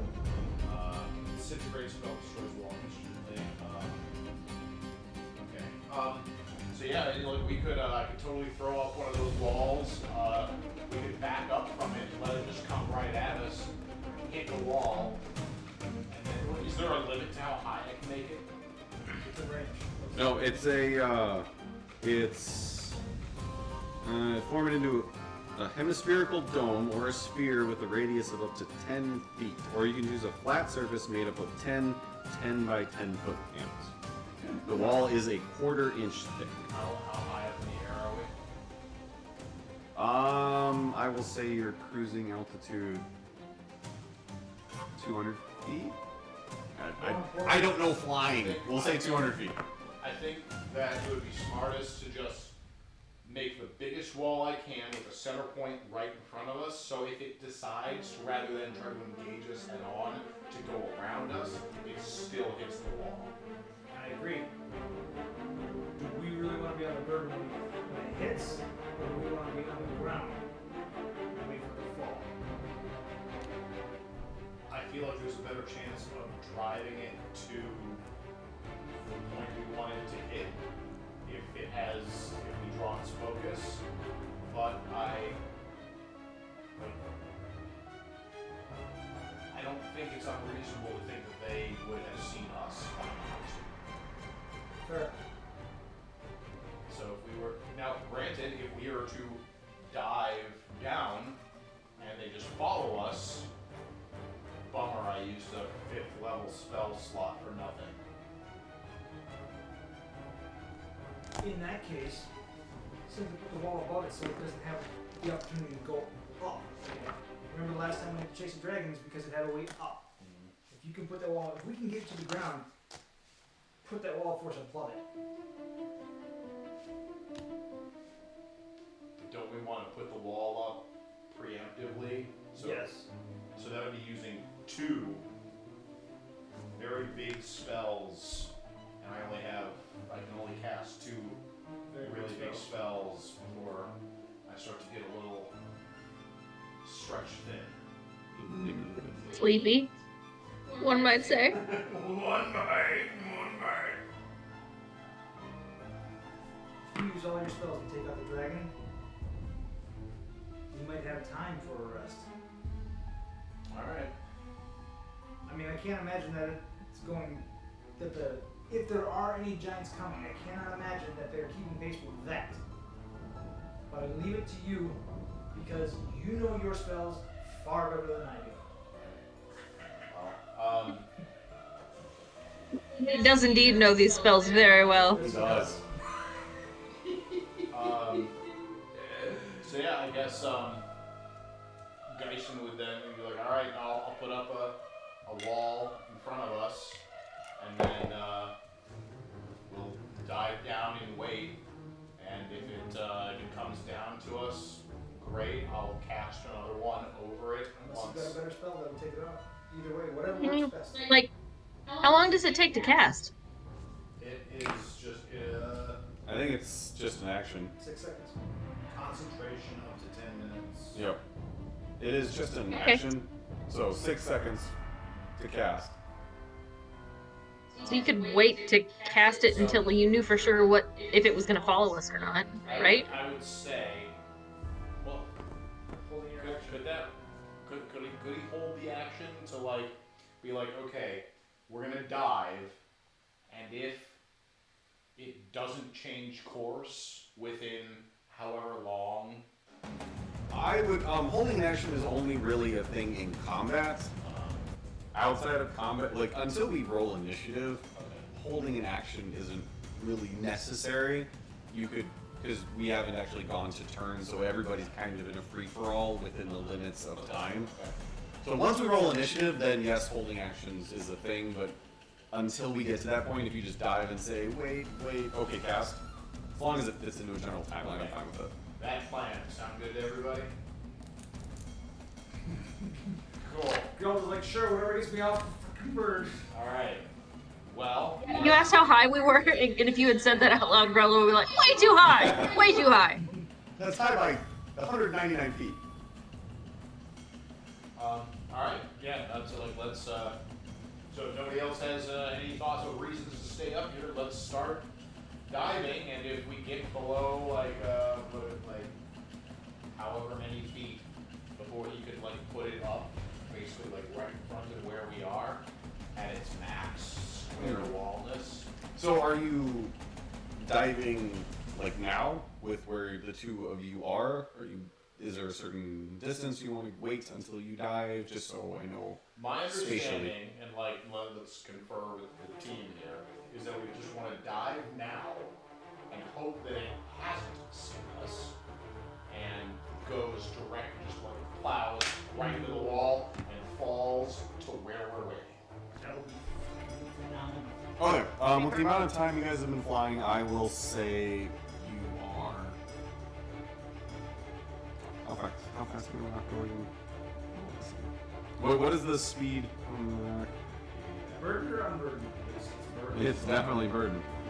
Let me see. How rude. Yeah, right? 140 miles a day. Okay, so 144 miles a day. 72. Max flight speed is 16 miles an hour. Thank you. I will say in the time that you guys have been discussing and flying, you've done about 3 miles from Sandpoint.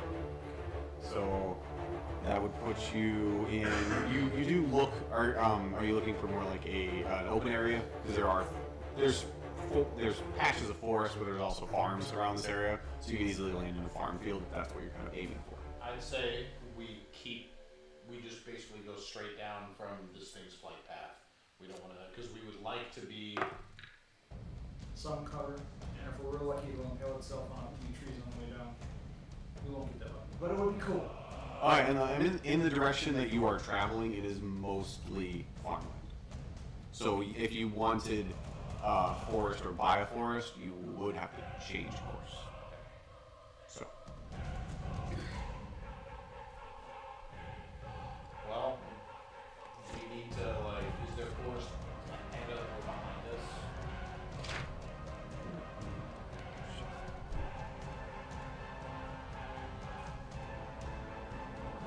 This is apparently King Kong versus Godzilla.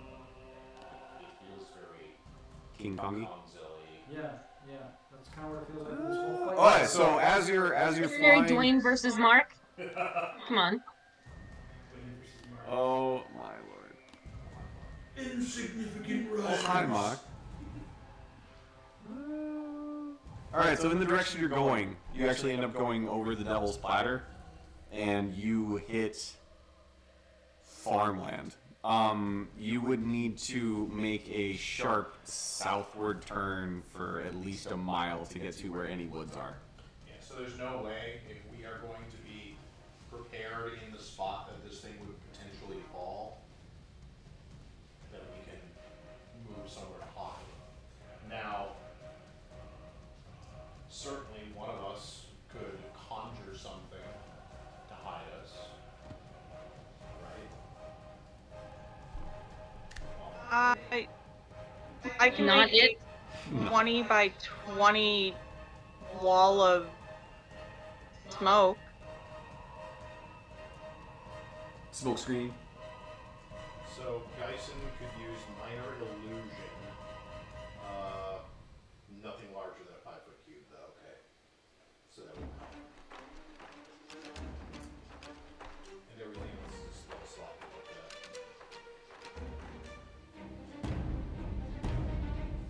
I don't know. Alright, I'll say. What are you guys gonna do? You've been flying for a little bit. You've been planning for a little bit. What's the decision? You guys just gonna drop where you are? Are you gonna look for a specific area? Unless somebody has a Is better there any idea. cover anywhere nearby? No, it's farm. Well, It's I mean- farmland. You would have to go at least I don't know what at least a half mile. I don't know what the devil's platter is, but it sounds flat and potentially It is- battle-y. It is more of a plateau, like a raised rock plateau area. So it is flat, but it is raised off the ground by about, I would say, about 50 feet off the ground. Just a Yeah, I rock. disapprove of anything being raised off of the ground, so I say It nothing. is like I would say it's 50 feet off of what level ground would be, and it is a mile, half mile across. Just a big rock plateau. And then right now you guys would be beyond that, and that is where just like the Sandpoint Hinterlands farm system is. So, using silent image, would I be able to silent image? You can create an image of an object, creature, or some other visible phenomenon that is no larger than a 15-foot cube. If I don't use it as a cube, can I make it flatter and wider to hide a group of people in what looks like a field? You know, I've got all kinds of visual aids all around. Another possibility for that ability would be to put the image where we are right now, and then we just go set like we hope that the image right in front of them keeps their attention, and they don't notice us below, careen right into the wall. Depending on what he says.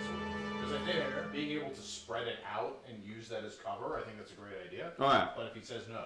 No, yes and yes. Both of your ideas would work. In order to move the image, you have to be within range of it. So you cannot be more than 60 feet away from it. You can cast it where you are now, and then if you dove more than 60 feet away from it, it would stay where it is. In order to move it, as it says you can use an action to cause it to move, and when it changes location, its movements appear natural, but you have to be in range of it, and its range is 60 feet.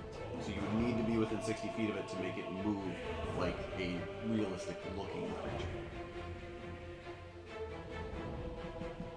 So as soon as you got out of 60 feet, it would basically just freeze on the last image it was at and just stay there for the duration of this.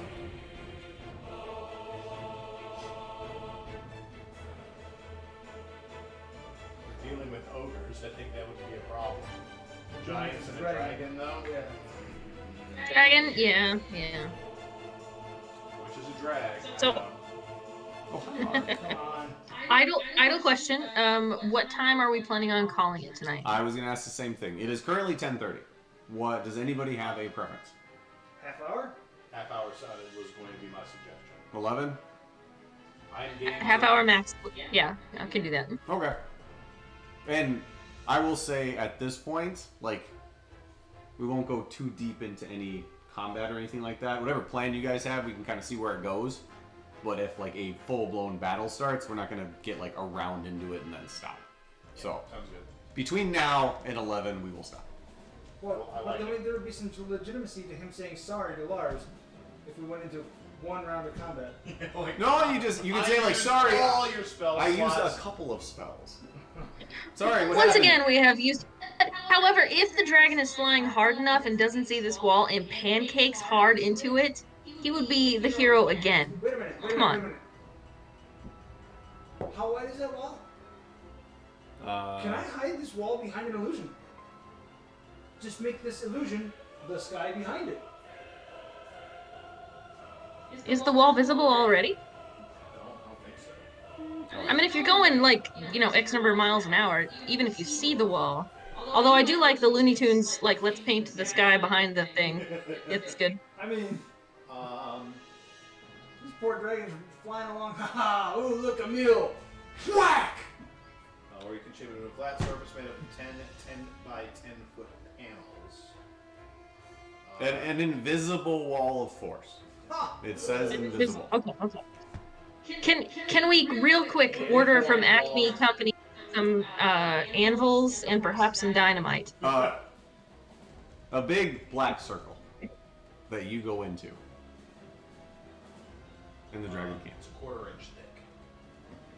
But that does. I mean, when it comes to it specifically says nothing can physically pass through it. The only thing that can.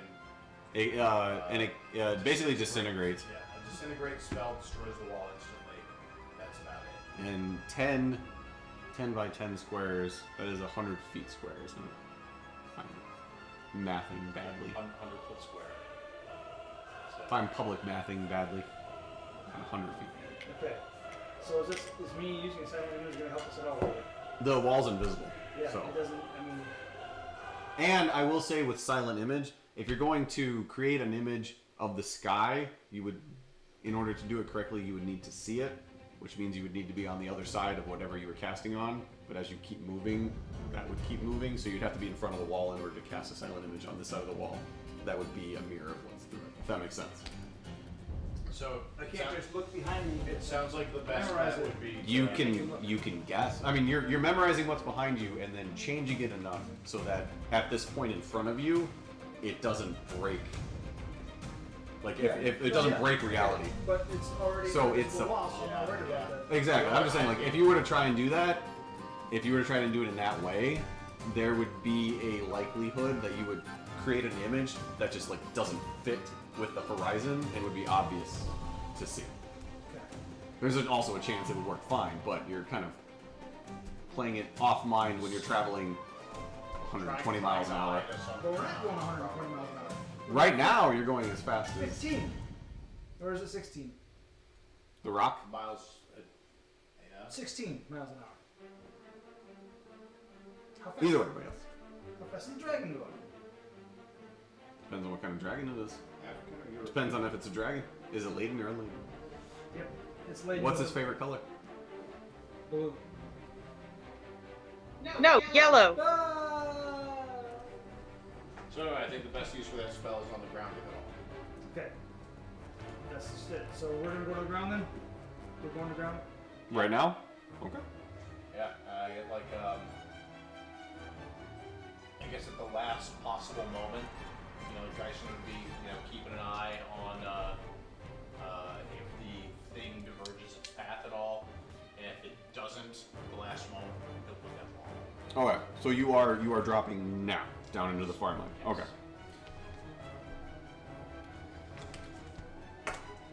Theory, distance calculations. No, Google. I didn't ask what's calculation. Thank you for the. Google gave me the Oxford definition of the word calculation. Thank you. Thank you, Google. Alright. Oh, that's okay. I really wish I could use that on others. Self-fulfilling though. Alright, so, with all of you on it, Dwayne begins to drop. How steep is the decline? Like, are you going straight down? Or are you going more at an angle? More at an angle. Okay. So I would say from where you're at to where you hit the ground is going to be about a quarter mile. So, I mean, it's a fairly steep drop, but it's not straight down. When you begin this drop, you are about a mile away from the object coming towards you. As you make the drop, can everybody give me a perception check? I can, but we don't even know if it's a dragon. You're just telling us it's an object now. Shit. Well, that's what the perception check is for, sir. Because if y'all roll ones, then yes, it is an object. It's an object. There's Oh wait, no, that's something 7. there. I've never seen a freaking house fly that big before. Oh, wait. What is it? A Persuasion. I am going to persuade myself to see clearly. This was an acrobatics. Yeah. Now 'Cause your that's eyes have to positive move thinking in just the action. right way. All right. Sounds like me. Icky. Doctor. 12. 12. All right. Grelda. 11. All right. Sanishi. 10. 10. Geisen. 14. Tarn. I also had a 14. 14. All right. Then I can't believe everybody you didn't do a 13.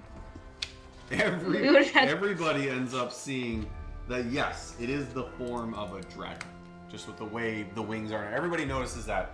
However, Geisen and Tarnan are able to see just a little bit significantly more detail. Little bit significantly that hop from, was it 10, 12, 12, 14, that hop.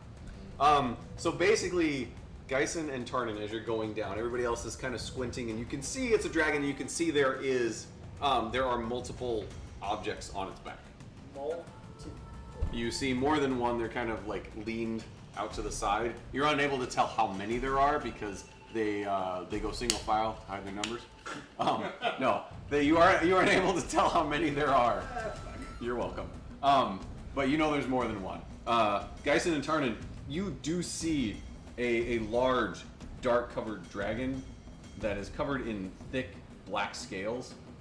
As you go down and it gets closer, you are able to see in fairly good detail that it has deep-socketed eyes and broad nasal openings that make its face resemble a huge skull. From just behind its eyes, spiraling first back, then down and forward, are a set of segmented bone-colored horns that seem to darken as they go to the tip. And its wings are long and leathery. And it is flying straight towards you, and as you go down, and by the time you touch down on the ground, it is within a quarter mile of you, and it has not changed course. You don't know whether it has seen you or not, but it has not made any adjustments to its direction. Real?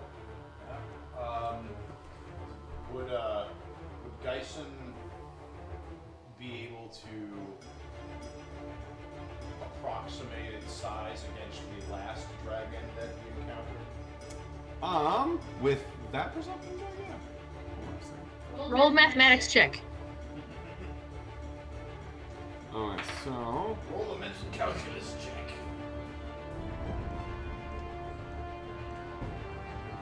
13. Alright. What was that? Wait, hold on, Tarnet. What did you just do? How big is it? The letter A. It is the letter A. Alright, so just before we go too much further with that, Wall of Force is range is 120 feet. Quarter mile is 1,300 feet. So in order to do this in the path that you were on, you wouldn't be able to go all the way to the ground, because you would be way too far away to cast it in the path you were at. So you would be able to drop a tenth of a mile down. You wouldn't be able to go the whole way to the ground. Otherwise, you would be too far for your particular plan. Just to let you know. So you can do whatever you want. To maintain it? Or The casting range of Wall of Force is 120 feet. I just checked. Quarter mile is 1,300 feet, so you're 10 times too far. Okay. So, and since it's a concentration, if that were like I can You would cast need- it, yes. and then if like he's concentrating, he's not doing anything. He's sitting in one spot. Yes, but you would need to cast it before you could tell, because you were waiting until you got to the ground to see if it followed you. You would need to cast it on the way down. No. Or was I misunderstanding? My intent was to pay attention as long as possible, Okay. and if it deviated, Okay. then don't cast it. But if I got to a point of no return and it hadn't moved, cast it anyway. Gotcha. So Okay. so long as it can be held I will say it can be concentrated on up to 10 minutes, even when you're further away from it. I'll give you that. That was the plan. All right, but quarter mile is 1,300 feet, so a tenth of the way down. So it was a very you did not have much time from when you started to descend to when you cast it. Just so you know. Fine. We'll still say like you casted it, it didn't change direction, you went down.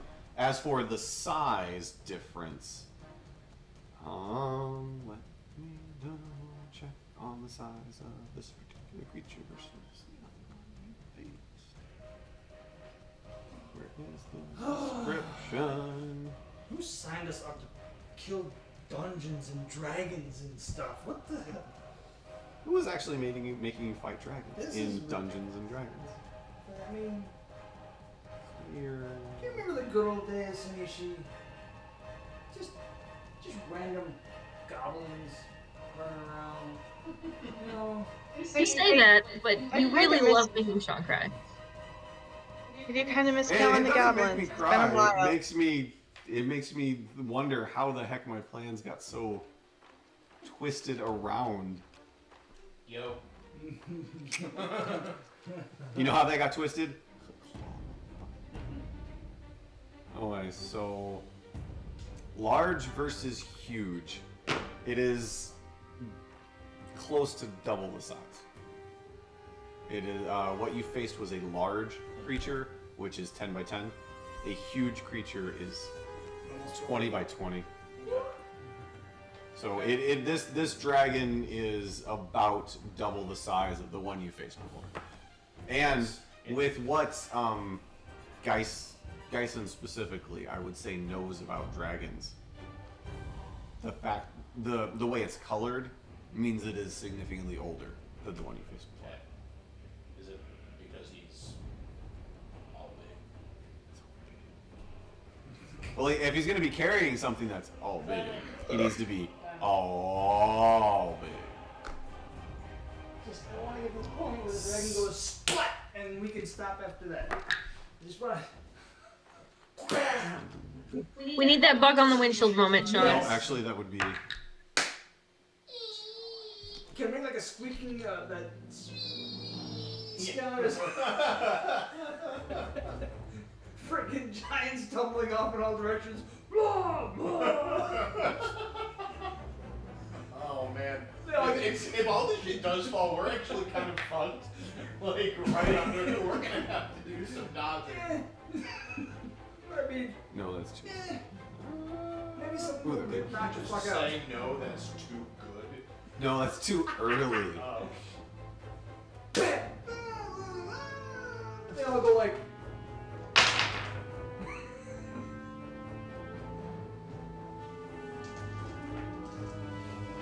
Splat, splat, splat, splat, splat.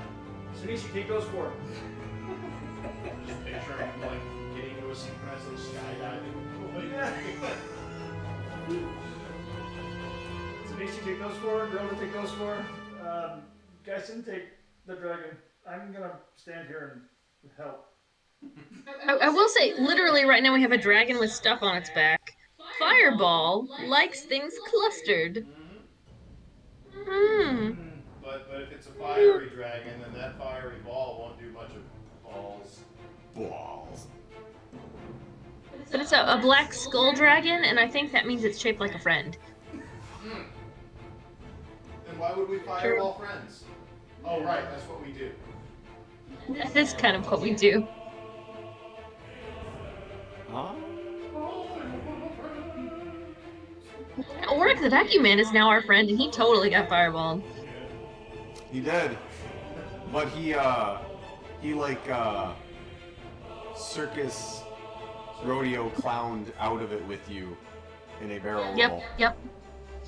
And technically, we didn't do that fireball. We just buttered the hallway first. You did butter the hallway did get buttered. Just call me Butterball. I really love that the dragon hits that. It takes damage from hitting it, takes damage from falling it, and then the fireballs go off. Whack! Ow! Whack! Ow! Boom! Ow! That's what I'm gonna tell. Sorry, sorry, Lars. I used all your spell slots, but most of them are just ready fireballs. No. I'm sorry I used all your spell slots, but it was hilarious, and that's really what we want. Yeah. Accurate. And the dragon died. You're good. You're out of spells, but the dragon died. You killed the dragon. You, the little guy, killed the dragon. Eat All its right. heart. Big house under its heart. I mean, we're probably gonna have to have Sanishi and Grail to hold the heart up so that we can actually take a bite, because it's gonna be big. All right. So using that, flying at. DM is still rolling his mathematics So check. think about it. I mean, if you were to run full speed into a wall, ow. It would hurt. Hmm? This thing is flying at what speed? Full? Full speed into a wall, an unmoving wall. I mean, I'm pretty sure if I were to run into that wall at full speed, the drywall would give a little. But We have established, however, that we are in a Looney Tunes universe. So what's going to happen is we're going to get an accordion dragon, which will then fall.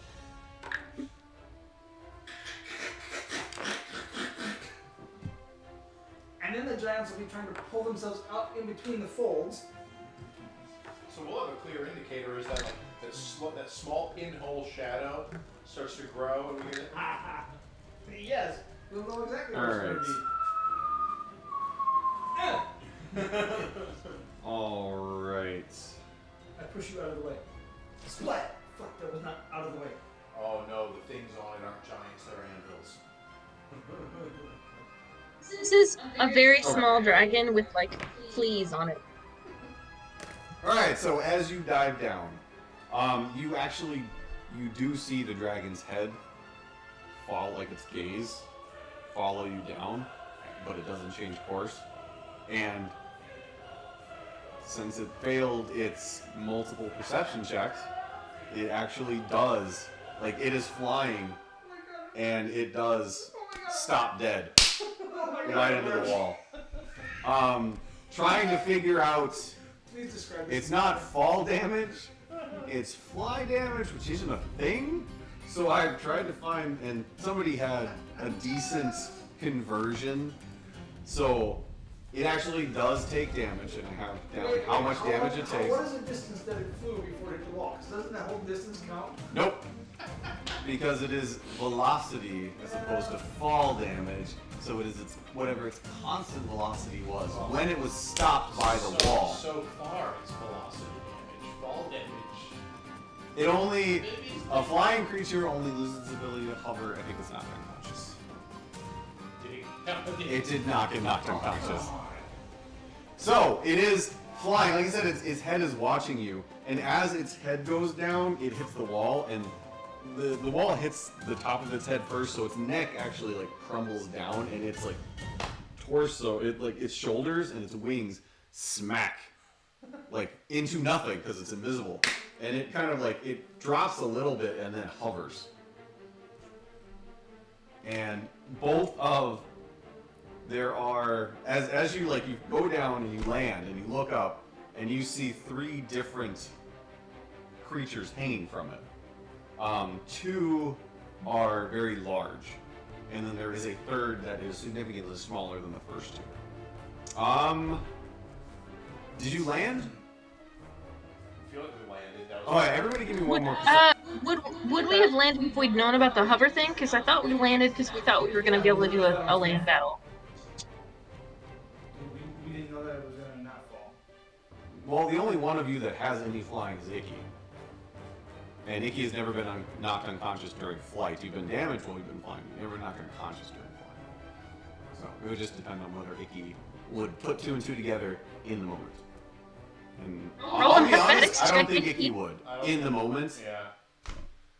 Damn it, it would have been so fucking cool. So everybody give me a perception check.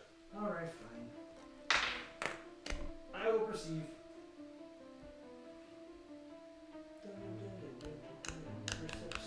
Perceptify. Alright, Icky. 18. Geisen. 16. Tarnin. 15. Sanishi. 16. Grelda.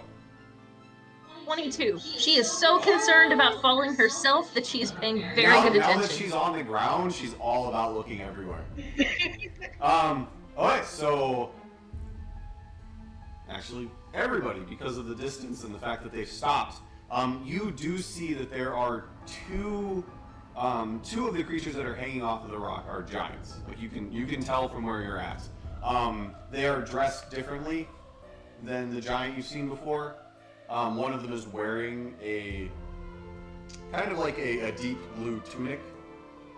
The other one is wearing more of like leather armor, more of a battle armor. Kill the blue one. And the third creature is it's more of humanoid size, so it's about half the size of the giants, maybe less. Everybody does see. It is as they flop down and pull themselves back up. The humanoid creature is wearing a deep purple robe that is kind of flopping in the wind, and they pull themselves back up as the dragon kind of hovers. None of them fall off. No. Fucking sucks. From the experience we've just had with this dragon, would Icky or Geisen have any idea of if this dragon is faster than Dwayne or not? What was Dwayne's 16 miles an hour. Does it if it's 16 miles an hour, a rock's speed is 120 feet. With what you have seen, you wouldn't say you don't think it's faster. And that's where we will stop. It is 10:52. So the dragon is hovering about a half mile above you. The creatures are beginning to climb back on top of it, and you are on the ground. And that's what we'll pick up.